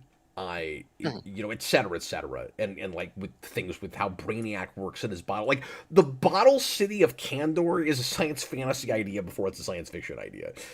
Mhm. Well, because that comes like right out of fantasy stories. We just moved it into like a more futuristic looking scientific way. Like that's the type of stuff you're dealing with in like pirate stories. Where we put like our ship in a bottle. Well, and that's another thing that makes, like you suggested earlier, Thor at Marvel feel disconnected from the original mythology because we like to come up with uh, like Asgardian technology a lot. Like we'll do Yeah, straight and up like Thor in fantasy things. space and We'll stuff. do straight up fantasy things in Thor, but we do a lot of science fantasy with Asgard and all that stuff.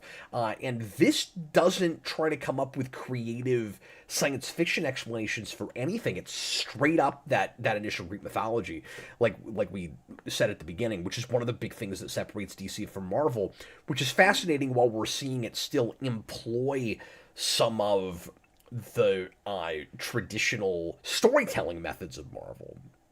Yeah, absolutely. Well, down to the point that in issue 7, when Diana's saving Vanessa, who is the professor's daughter that is aging, um, one of the doctors goes, "Oh, it's like magic," and she's like, "No, no, it is It is, magic." Like it, yeah. That's a mission statement. Like, we're coming right out and saying this is what it is. This is the genre Yeah, we're exactly. in. Yeah, so even it's like an easy fix. It's playing with the trappings. We should have brought this up earlier when we were talking about the big mistakes that the Themyscirans make, but I really like the point that you made to me, Austin, off camera, paralleling Wonder Woman and Superman's backgrounds and the fall of the Themyscirans versus the fall of Krypton. That was a terrific point. Oh, well, yeah. Well, just the idea that Wonder Woman is the ideal Amazon in the way that like Superman is the ideal like man or Kryptonian in that way. I think it's a very interesting choice.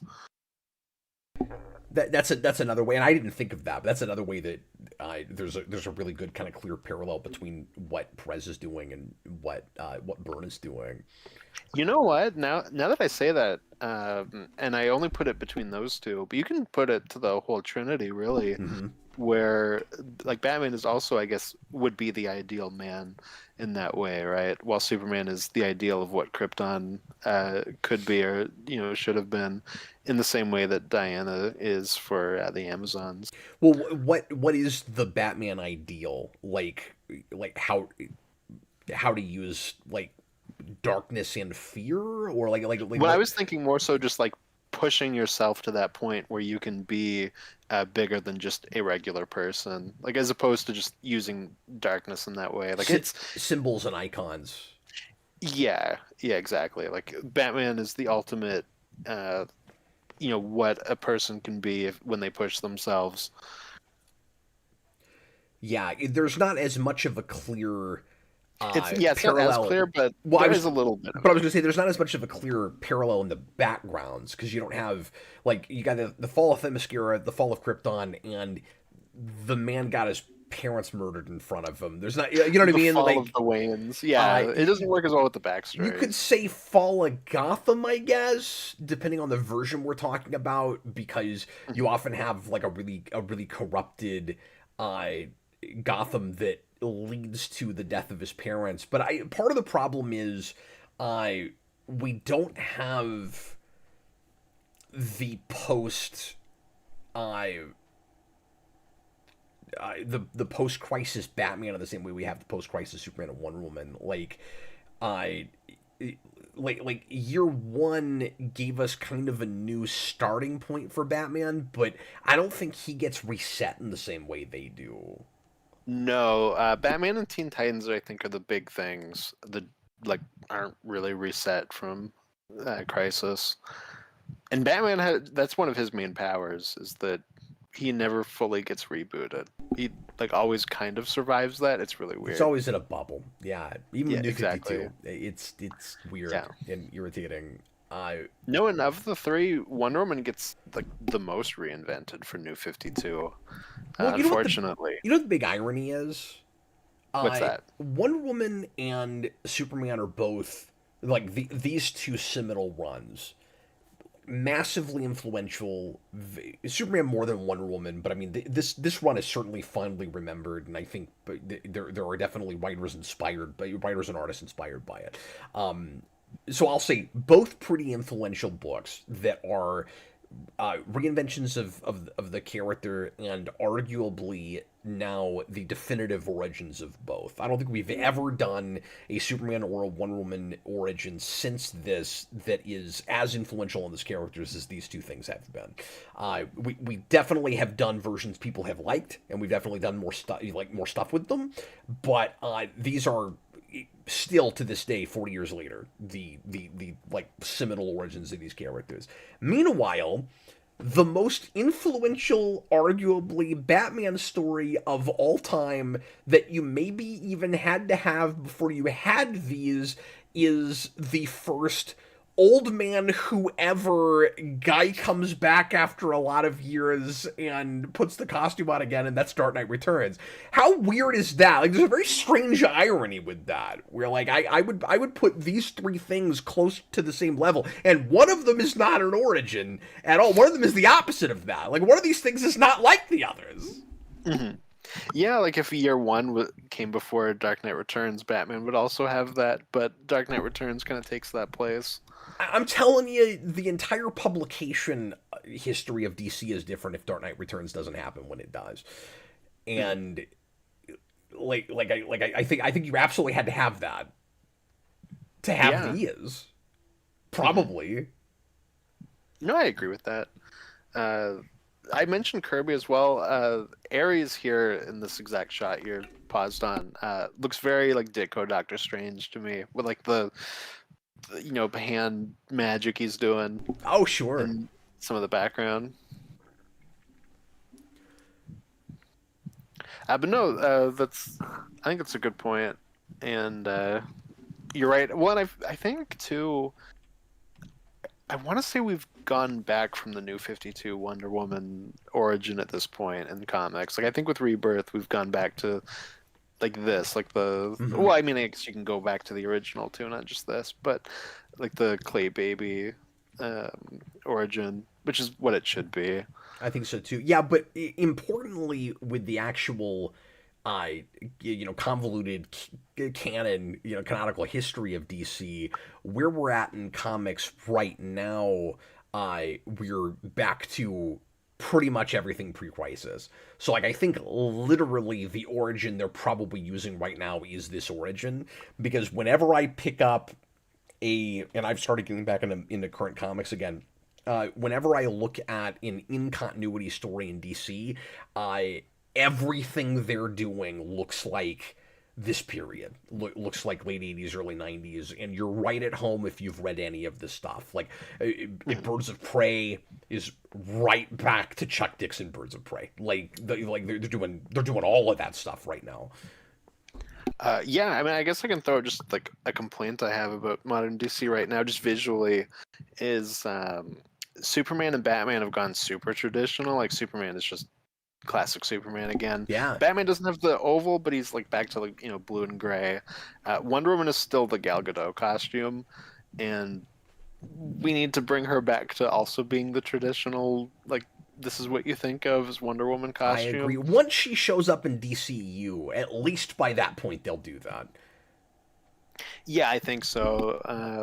Well, and just the fact that they've rebooted now, like maybe we'll see that even beforehand. Maybe so, But because there's no it would be chance nice. that the costume looks like that in a new movie. Like it'll be more traditional and look closer to this probably. I'd like to Hmm. think. I'm just glad that we got Yeah, I hope Batman so. away from the Rebirth bat symbol. Not that it's bad. I just got tired of it. Like Oh, the yellow circle. Well, he's got a completely new no, costume now with Fraction. yeah, I'm just talking about that specific bat symbol. Like there's it's not even circle or not circle. Just the actual there's a specific bat symbol they use Okay. forever. That there was one for New 52, and then Snyder had a particular one for Rebirth, and we just couldn't get away from it for the longest time. And it would always frustrate me because I associated it so much with Snyder. I wanted other artists to do a different one. Yeah, no, I think that's completely fair. But yeah, he's got that. His new symbols like pretty different. Where like the bat wings go like up like that Yeah. on the top.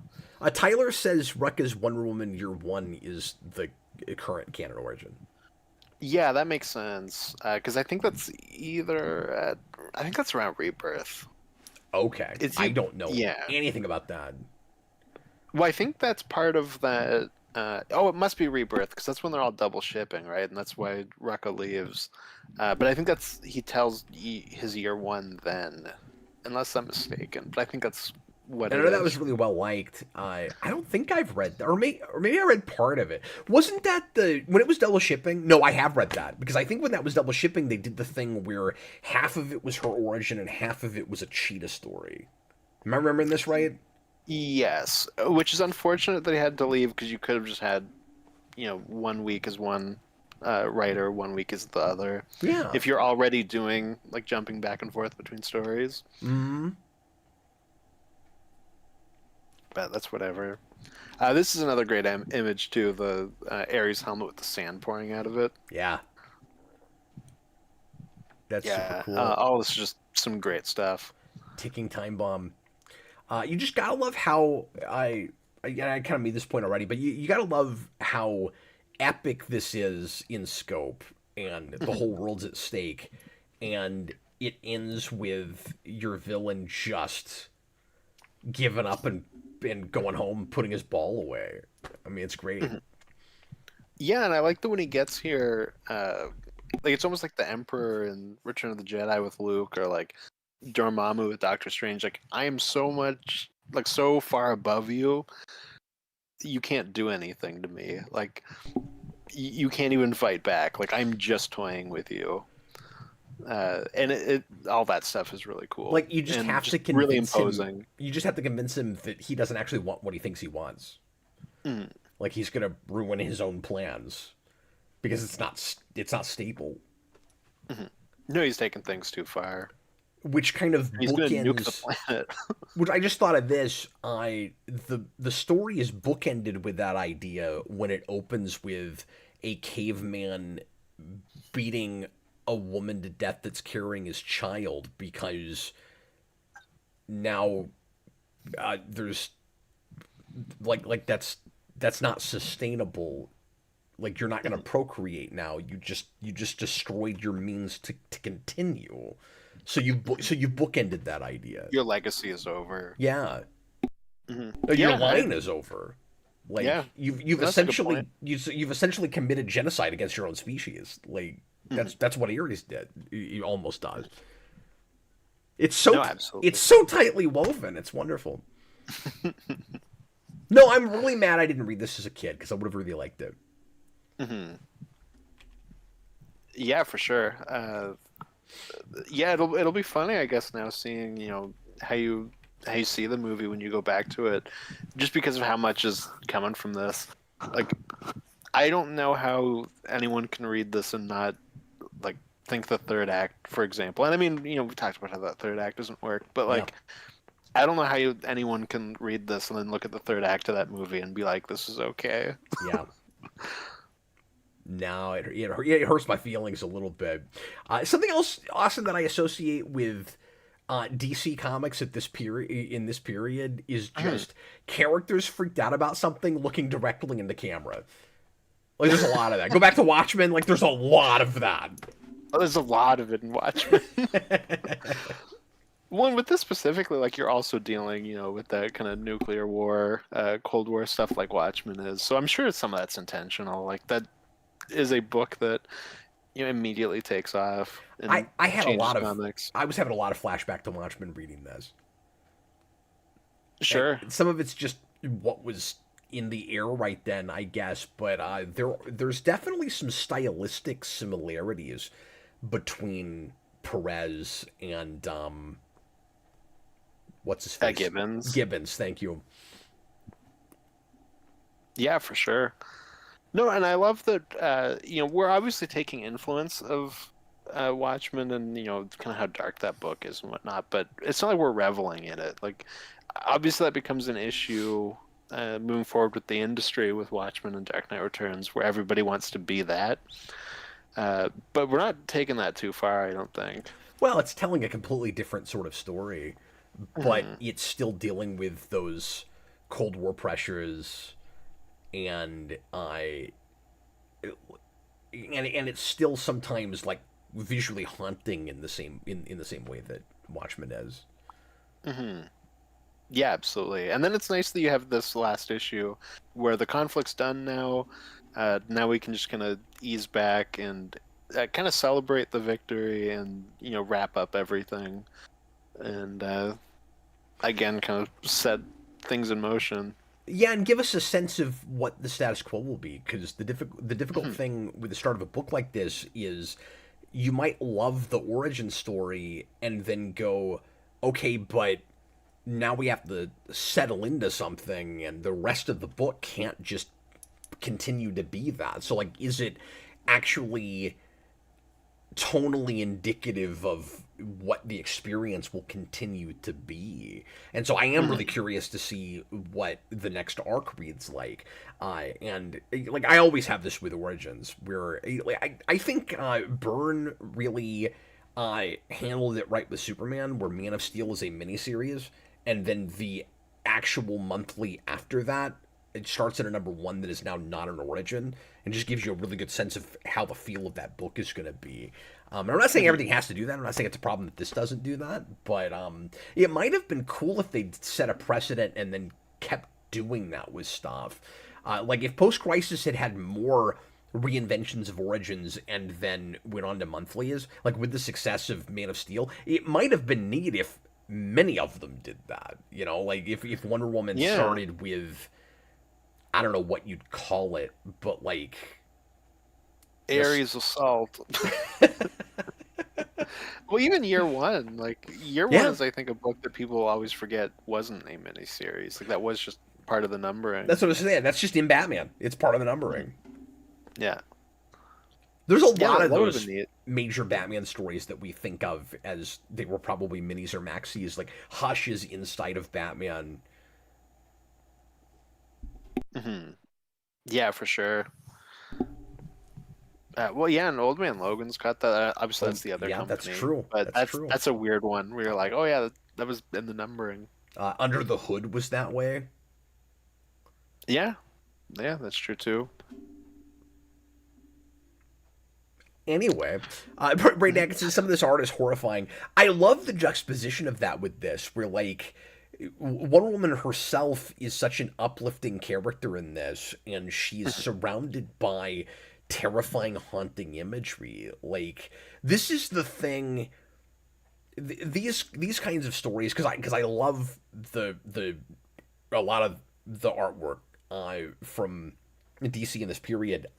These are the kinds of things that you hand like 8, 10, 12 year olds that just aren't ready for Watchmen yet to get a similar experience that won't, uh, freak them out and haunt them and that doesn't have rated R nudity and stuff. But you can get a little bit of that through a book like this, and it's just Mhm. it's neat that it's not afraid to be scary. Yeah, one, it does a good job of making Diana like this beacon that shines through it. I like this costume here, where she's got like casual wear of her costume. Yeah, it's really funny. Which That's pretty is neat. which is kind of like Wonder Girl in Teen Titans. She'll often have Oh, sure, yeah. like shorts or a pants skirt and a t-shirt. Mhm. Yeah, no, absolutely. Braden Atkinson, this would have freaked me out as a kid. I I read a lot of DC from this period as a kid. Like Mhm. it was a lot of my first comics. Like I think I got. It's funny because like I'm not a big horror guy, but something about seeing this kind of thing in print didn't bother me as much as if like I saw it in a movie or something, and Mhm. it always just felt like real grown up, and I like that a lot at like 8 or 9. It probably helps that it's not moving. Like, Yeah, that probably helps when you're a kid. Like it's not something that feels as real as something that, can reach out and grab you. Like it can creep you out, certainly, but the that probably covers helps. that I remember most that got me into comics in the first place were things like Legends. There's a really creepy Legends cover with all the heads missing, and there's a Superman issue that's after Burn, but in that run, it's probably in like the 20s or 30s. Maybe it's a little later than that. That's Silver Banshee's legs walking over a charred Superman corpse with a skeleton head. Like these were my favorite covers as a kid. Was this kind of stuff, and it's the reason that to this day I still buy a lot based on covers. Is I'm always looking for the gnarly, crazy. How could this possibly happen in this issue? Kind of covers, and boy, these Wonder Woman covers, I would have been all over them. The second one with I don't know what it was with DC and charred faces, but like I the the wingman in the plane with Steve Trevor, and he's got his Oh, like it's like an EC he's got a cover. scary monster face. Like I would have been all over that, and I really respect this book for the covers always advertising what's inside. Like all the crazy stuff where you're like, how in the world is that? It all happens. Like Wonder Woman covered up with the snakes. We didn't even talk about the fact that he's so meticulous that when she gets bit all the hell everywhere and she's wearing a costume that shows so much skin that he keeps putting dots all over her body in every panel, all the way through 6. Maybe some of it's in 7. I don't think there's any in 7. Well, that is. You also just reminded me of a good gag with Etta Candy, where they see Wonder Woman on the TV, and Steve's like, "Oh, it's that woman that saved me. She is real. Like that's her in the flesh." And Etta Candy goes, "And judging by that outfit, a lot of flesh." Well, I guess it's nice that she got to put in a dig with Wonder Woman, because earlier she's like, earlier Diana's like, oh, that Etta Candy, I'm very perplexed because she's a woman like me, but she looks like 2 of me. Yeah, when she's sleeping and like she's never really seen an overweight person before. Yeah, and that's the kind of like otherworldly stuff I really like in this, where it's not a lot of just her being dumb. Like it's a lot of just, oh, like I don't even know what this is. Like you're, like this is weird. You're like heavy set. Like no, we don't have heavy set people in. It's thoughtful about it. It's not sitcom-y fish out of water. We're not in Third Rock from the Sun or something like so many of these things will do. Yeah, and her looking at the wedding rings too, where she's like, "Oh, like these 2 people have like these gold bands on their fingers. Like that must mean something." Well, she was like maybe they belong to a secret society or something. Yeah, it's like they have some sort of union. Yeah. Yeah, no, exactly. No, yeah, and really here thoughtful. we get Diana's publicist. Yeah, well, you said they go to crazy places with. I'm curious about that. Yes, that is one of like the big. That is a big thing, like in comics, where I was like, "Wow, that really hit me." Like that's an issue I think about a ton. They do some really cool stuff with her. Tyler says that Silver Banshee cover I mentioned is still Byrne. Okay, I thought it was after he left already, but I couldn't remember. Maybe it's even in the teens. RJ Godzilla was the Killing Joke in the numbering, or was it a mini? No, Killing Joke is I think it's published in separate issues and isn't just a standalone graphic novel. Am I right about that? I'm actually not sure, but that book's what, like 60 pages? No, so I can't remember. No, maybe that was just released as a graphic novel. I thought it was just because there's no clear issue breaks. No, so I would think that I think it's just a graphic novel. Yeah, no, I think so too. Dark Knight Returns, of course, was released in a pristine format. 4 big issues. What was it, in 3 or 4? 4. 4. Because you have a different villain for like each. Mm-hmm. RJ Godzilla, Death of the Family 2, yeah. Maybe I said that already. Yeah, people's faces melting off.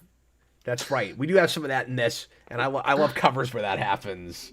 I don't know what it is. I'm only a horror fan when it comes to scary comic covers. I love them. I showed these off last week, but I got most of the Power Ranger zombie variants, and I freaking love them. I want to display all of those somewhere. They're just beautiful. And then I look at that and I go, how could you possibly be a zombie and stay morphed? Like, there's so many things that easily make Power Rangers just immediately power down, where it's like, I can't morph anymore because this happened to me. But you're a zombie and you got flesh coming off and you're still morphed. I don't even know how that happens. We need the image, Cappy. You can't lose it. They're just variants. At least it doesn't happen in the series. I mean, they should do that in the series. They all become zombies. That's great. Nicholas Bodo has this story given you a better appreciation for Ares and the rest of Wonder Woman's Rogues Gallery? I mean, not the rest of them, because I've only read 7 issues and we only saw 2 of them. I mean, like, I will say all of the like Greek mythology monsters based on that stuff, but that are made up, are cool. Like Decay is a great design and feels like a real classic, DC kind of character. But yeah, I mean, like Ares is great. But what's awesome about Ares is besides the costume, which is very comic booky, I don't feel like I'm reading a comic character. I feel like I'm just reading Ares. Like I feel like it's the actual Ares, like Mhm, that I've read about in Greek mythology. That's what I like about that stuff. mhm. You know, the coolest thing with him is that you don't get a sense of a person under his helmet. Like it's just you have the piercing eyes out of like the black shadow. Yeah, that's a great point. Hmm. But yeah, it's not like we're dealing with a ton of heroics. Like obviously we're setting up Cheetah here, but you've only really read Ares with this stuff, so But just reading this opening arc, I wouldn't take a look at it and be like, Wonder Woman's boring. She has no rogues gallery. Like mm. she has the original rogues gallery. Yeah. Hers comes Like I said, we're from setting up Zeus with some devious stuff too. yeah, hers comes from. I mean, we get to cheat and make up some new ones, but like her initial rogues gallery comes from antiquity. Yeah, exactly. Well, it's very Thor in that way, right? Yeah, yes, absolutely. I loved this. I'll go as far as to say I think on the face of it, I even dig this more than Simonson's Thor, which isn't fair, because again, it's more bogged down with just a lot of words on the page and stuff. But I and I haven't read this whole run yet, of course, in Yeah. comparing them. But I think Yeah, and they're hard to this grabbed compare. me more than that did, and I adore that run. I mean, to the point where I've collected most of it in singles. But this I want to buy that way too. Hmm. Yeah, and they're hard to compare just in they're doing very different things. I actually would have thought you'd be more into that than this, just because there is more of like a sci-fi science fantasy bent to Marvel's Thor, while this is just straight fantasy. So I haven't And I read know in obviously you're a long time, and so some of it is probably recency bias. But for sure. the thing with Simons's Thor is I had to get used to the pseudo Shakespearean speak, which I've never cared for, and For sure. I never loved the frilly font that we do with Thor. It took me a while to get used to that. You know what I mean? Mhm. Yeah. And this reads a bit more contemporary, where I get to have my cake and eat it too, where I get the Greek mythology stuff, but I actually, what the big difference is? I actually enjoy Wonder Woman on Earth, and I want Thor to stay on Asgard. That's the big difference. You know what? That's actually a really good point. I agree with that. Where I feel like some of that stuff with Thor gets in the way of my enjoyment. Like I've never really cared for the like Donald Blake aspects of Thor. Like when you go back, and obviously, you know, Simonson kind of gets rid of that at the beginning. But uh, Yeah. no, I can see where you're coming from. By the way, what did you think of the way we kind of hand wave around Diana Prince in this?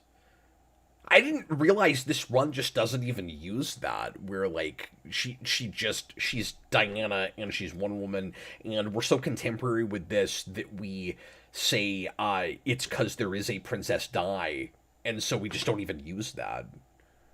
Yeah, I like that as just a Wonder Woman doesn't really need a secret identity, and that's something I can be mixed on. Like, you know, I feel like we've lost a little bit with Iron Man by like removing that constantly when we do new Iron Man stuff. But I don't know. I think it's interesting with Wonder Woman. It kind of sets this weird thing with like the full Trinity, where you have Batman who's very hardcore about his secret identity. You have Superman with Byrne, where the idea is that Superman is just Superman. He doesn't have a secret identity, and that's why Clark Kent can exist. And then Wonder Woman is actually that. Like Wonder Woman just is Wonder Woman, and I think that's a neat idea. And I feel like Prez probably looked at that as an idea and went, she doesn't really need a secret identity. That's kind of just lost in the trappings. Like we're getting to a point where we can kind of move away from some of that. Well, I think that's part of his mission statement in not in wanting to separate her as much from Superman as possible, so that it doesn't feel like female Superman.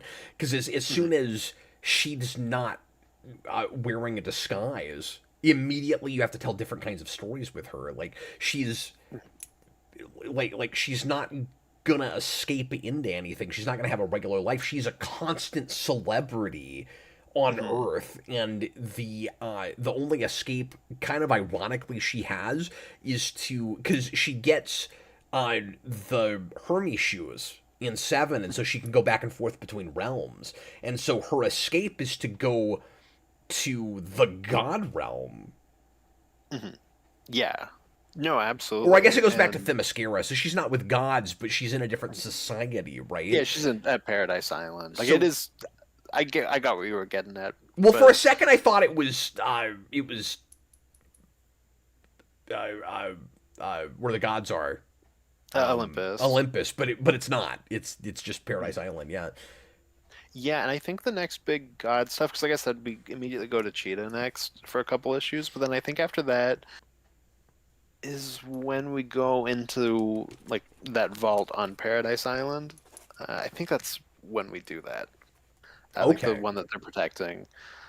I really like the bit between Diana and Hippolyta at the ending, where Hippolyta's like, the gods have chosen you to be this spokesperson, basically, to connect man and God and the Amazon and everything. But like as a mother, like I don't really like that. I really like that whole scene. Yeah, me too. No, I'm really stuck on this kind of identity parallel that you laid out between the three with this period, because you've got your Batman who sees himself as Batman first and uses Bruce Wayne as is just kind of a guise, right? And then with Superman, it's arguably opposite of that. Where like I don't know, would you say with Byrne that he's more Clark first or he's more Superman first? With Byrne specifically, It's been a while since I've read some of the main monthly stuff. Yeah, I feel like Byrne probably falls more in line with that, like the third person thing you get a lot with Superman and Batman.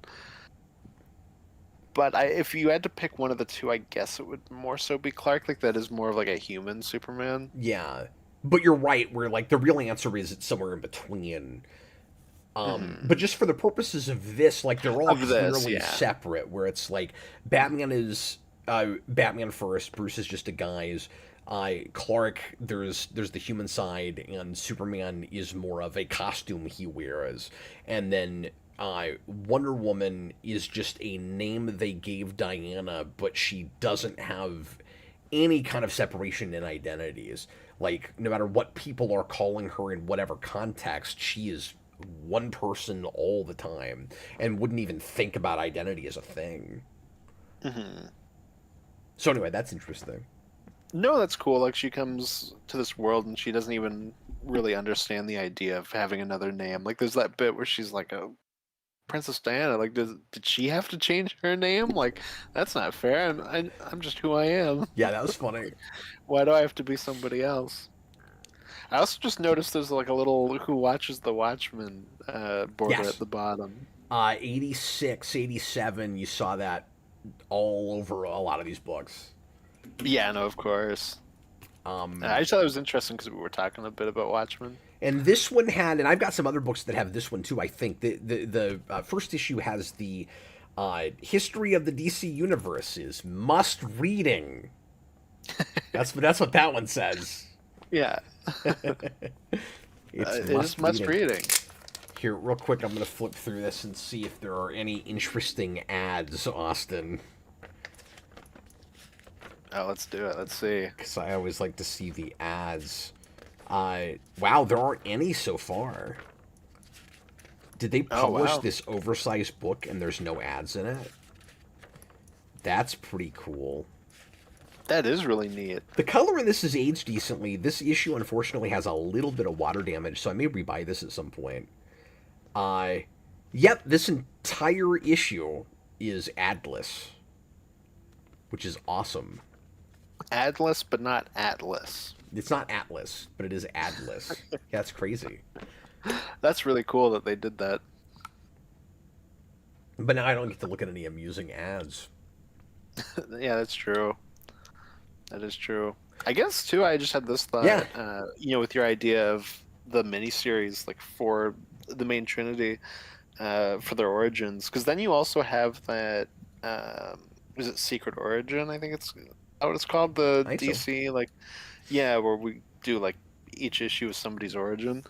Uh, that is kind of like your fill-in for everyone else. So that would have been an interesting idea. Oh yeah, They good also call. didn't have their ducks fully in a row. Like, as much as we love Clearly. post-crisis stuff, like it was a bit of a mess at the same time. Like getting everything together. Like even this is, I think, 2 years after Crisis. Like But it's at not like it least the fully rebooted individual immediately. stories were mostly really good. Exactly. Yeah. Like there's still just a lot of good material. Well, And and I mean, at the same time, like this was unprecedented. Like there's going to be some, rough, kind of wonky stuff doing this. and that's why there was no excuse for how uh like Botch slapshot the New New 52 52 was. was. Yeah. No Mhm. excuse. Like Yeah. you had this to look at, and it was decades before. Like there's nothing Mhm. stopping you from doing that right, finally. And you just don't have the same quality. Like we would give that more of a pass. Was as well handled as this in terms of like the books are good. Yeah, well, they had the opposite editorial philosophy, where Hmm. that was editorial telling people what they were going to write and constantly rejecting scripts and outlines. This was the opposite of that. This was editors going to people they trusted and saying, go. Hmm. And a lot of just like, okay, find the best talent in comics right now. Make sure we get them over here and say like, hey, you can do whatever you want. What New 52 did was they found some of the best talent and then they treated them like employees at McDonald's. Hmm. Like that's what that was. Yeah. It's like we found really qualified people to do exactly what we tell them to do. That's Hmm. that, and there's good stuff in there, but that's No, how of that course, of started. course. And then they very quickly realized how much of a mistake that was, and they reversed it hard with Rebirth. Rebirth was much closer to what New 52 should have been in the first place, except it wasn't a reboot. Hmm. Yeah, no, of course. But anyway, uh, and now they're firing on a lot more cylinders. Like Hmm. I think the current initiative is probably overall even better than Rebirth was. Yeah, they Just seem to just with what I've be looked at. getting like they seem to just be getting that the industry was in a rough spot and they're actively trying to dig themselves out. Yeah, So by just being creative and just trying doing stuff. things. Yeah, Hmm. that I haven't read past the first few issues, but that Superman run during that new initiative was just really solid. This is really fun. Hmm. It is unfortunate. I've heard Tom King's Wonder Woman's really rough, Oh, but I really? think that I think that just ended not that long ago. Like I think we're on to the new writer now. But also, the nice thing But is yeah, I've heard it's wonky. if a lot of the mainstream stuff doesn't work, you also have Absolute, which a lot of us are really liking, and that's seems to single handedly be saving the comics industry.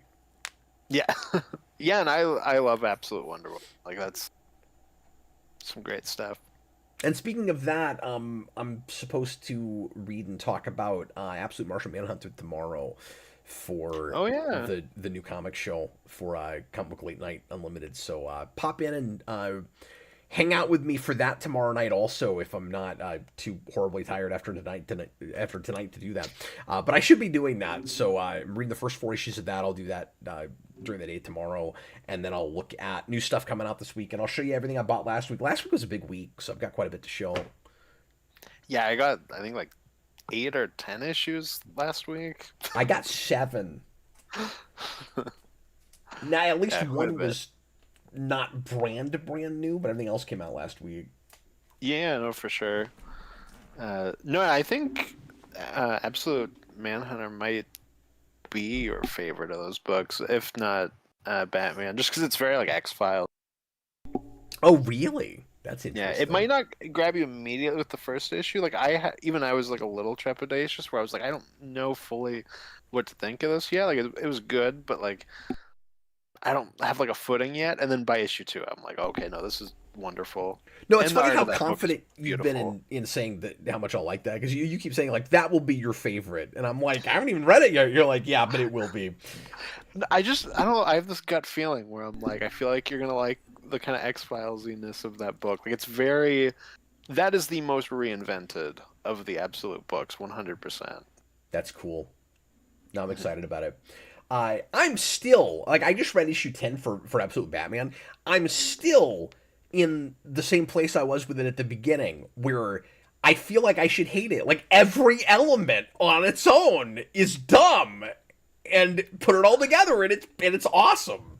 I still really like it. It is issue 10 is hardcore, man. Well, and Some when I messed up read, crap in that issue. That is the single most resourceful Bruce Wayne in history, and it's gross.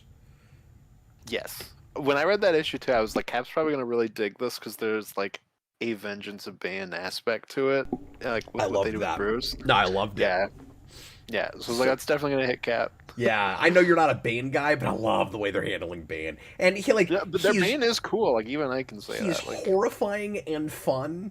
All this, mhm. I love the tiny head with the big smile. He's just always like, "Here," and he's just. I want an action I figure like that for he's that. like King Kong sized when he's on Venom, like original King Kong. Yeah, Not he's like 20 feet. He's modern. huge. Yeah, yeah. Like the He's Tick couldn't giant. fight him. No, he's gonna pick up Batman and climb the Empire State Building. Or I guess pick up Alfred and then Batman will shoot him down. If he can. Exactly. I don't see how this Batman ever beats this Bane, even as big as he. Oh, something else. Sorry, we're completely past this now. But now I'm just doing tomorrow's show today. But I was so you know how I keep saying Absolute Batman is all about excess. That is just like how big can we make everything? Yeah. All the way to the point where they've told us Bruce Wayne's height and he's 6'9". He's 6'9", and Bane is way bigger than he is. He's lying naked on a bed and he's got these huge broad shoulders. And he's 6'9", and then he goes up to Bane and he might as well be 4 feet tall. Like, it's hilarious.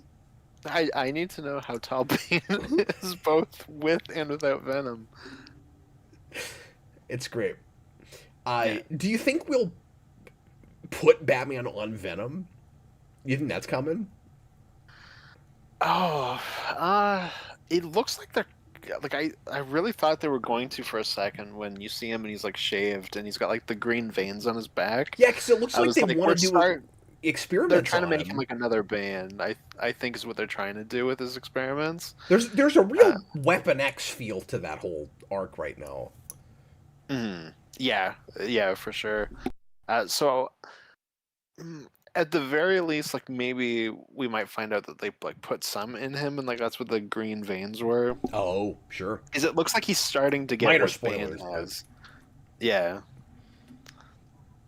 that book, man, it is crazy. It is crazy. it's just freaking nuts. Anyway, well, we'll talk more about that down the road. Thanks for watching, everybody. Hope you enjoyed it. Oh, hey, I will reveal what I'm going to do next time. Now, next week, I'm going to be next Monday reviewing the new Fantastic Four movies, so we won't have comics, but the week after that, hopefully. Well, or maybe I'm out of town that week. It may be 3 weeks, because the first week of August I'm out of town, so that is probably that would be the next week after this. Okay, so 3 weeks. Boo. Kind of sucks we got to wait around again, but That's okay. we got a It's not lot big going deal. on. Exactly. So You and Robert are going to do 12-hour spoiler cast on FF. 4 hours for all 4 of them. I haven't talked to Robert. I don't even know if he's going to be on that. That might just be me and Jason. I got to see if Connor wants to come on, but I'll see who's coming on for that. But anyway, so the next time we do the comic vault, I'm finally gonna bring in. I mean, 5 people will show up for this, but I'm finally gonna bring in the first arc for Resurrection Man, because I've been wanting Austin to read that, and I've never talked about that past the first issue. And there's a Black Label Resurrection Man book out right now that I finally read the first 2 issues of, and I'm really liking it. So I'm in the mood to go back through that run again, which I've not read the whole run in probably 12 years. Yeah, no, I'm excited to read that, and that's like this era, isn't it, or is that after this? No, that's after this. Oh, Resurrection. That's about a decade after this. Resurrection Man oh, okay. is Abnett Lanning, and it starts Oh, in yes, that's right. 97 or 98. Yeah. Yeah, it's a book. I know I say this all the time, but it's a book that reads like it wants to be Vertigo, but they opted to make it mainline continuity, so it's Hmm. more in line with like a vigilante or a hitman, in that Hmm. it's a little bit rougher and grittier, but it's still in mainline continuity with everything else. Hmm. Oh, okay. No, that's really cool. I'm excited for that, and I have no idea what I'm picking next time. Uh, I have like a couple things where I'm like, it might be that. I might stick with this era and do Strand or Suicide Squad, but at the same time, I'm like, that's like an awkward one to pick issues for. Sure. So it's like, I don't even know where to start with that. Yeah, there's so much good stuff at DC right then. Yeah, Like exactly. you could do Yeah, you or I could do might pick Doom something newer. I'm Patrol, you not could do sure. Teen Titans. There's a really weird Aquaman run that starts right then. Like there's all kinds of stuff you could pick. Hmm. Yeah, exactly. So I'll figure that out. Well, anyway, everybody, thanks a lot for watching. Sure appreciate it. And I will be back again tomorrow night, around 10 o'clock Central Time for more Comic Late Night. And you'll see Austin later in the week. Thanks for watching, guys. I was Captain Logan. This was Austin, the Day Ghost. Have a good night, everybody. Bye, folks.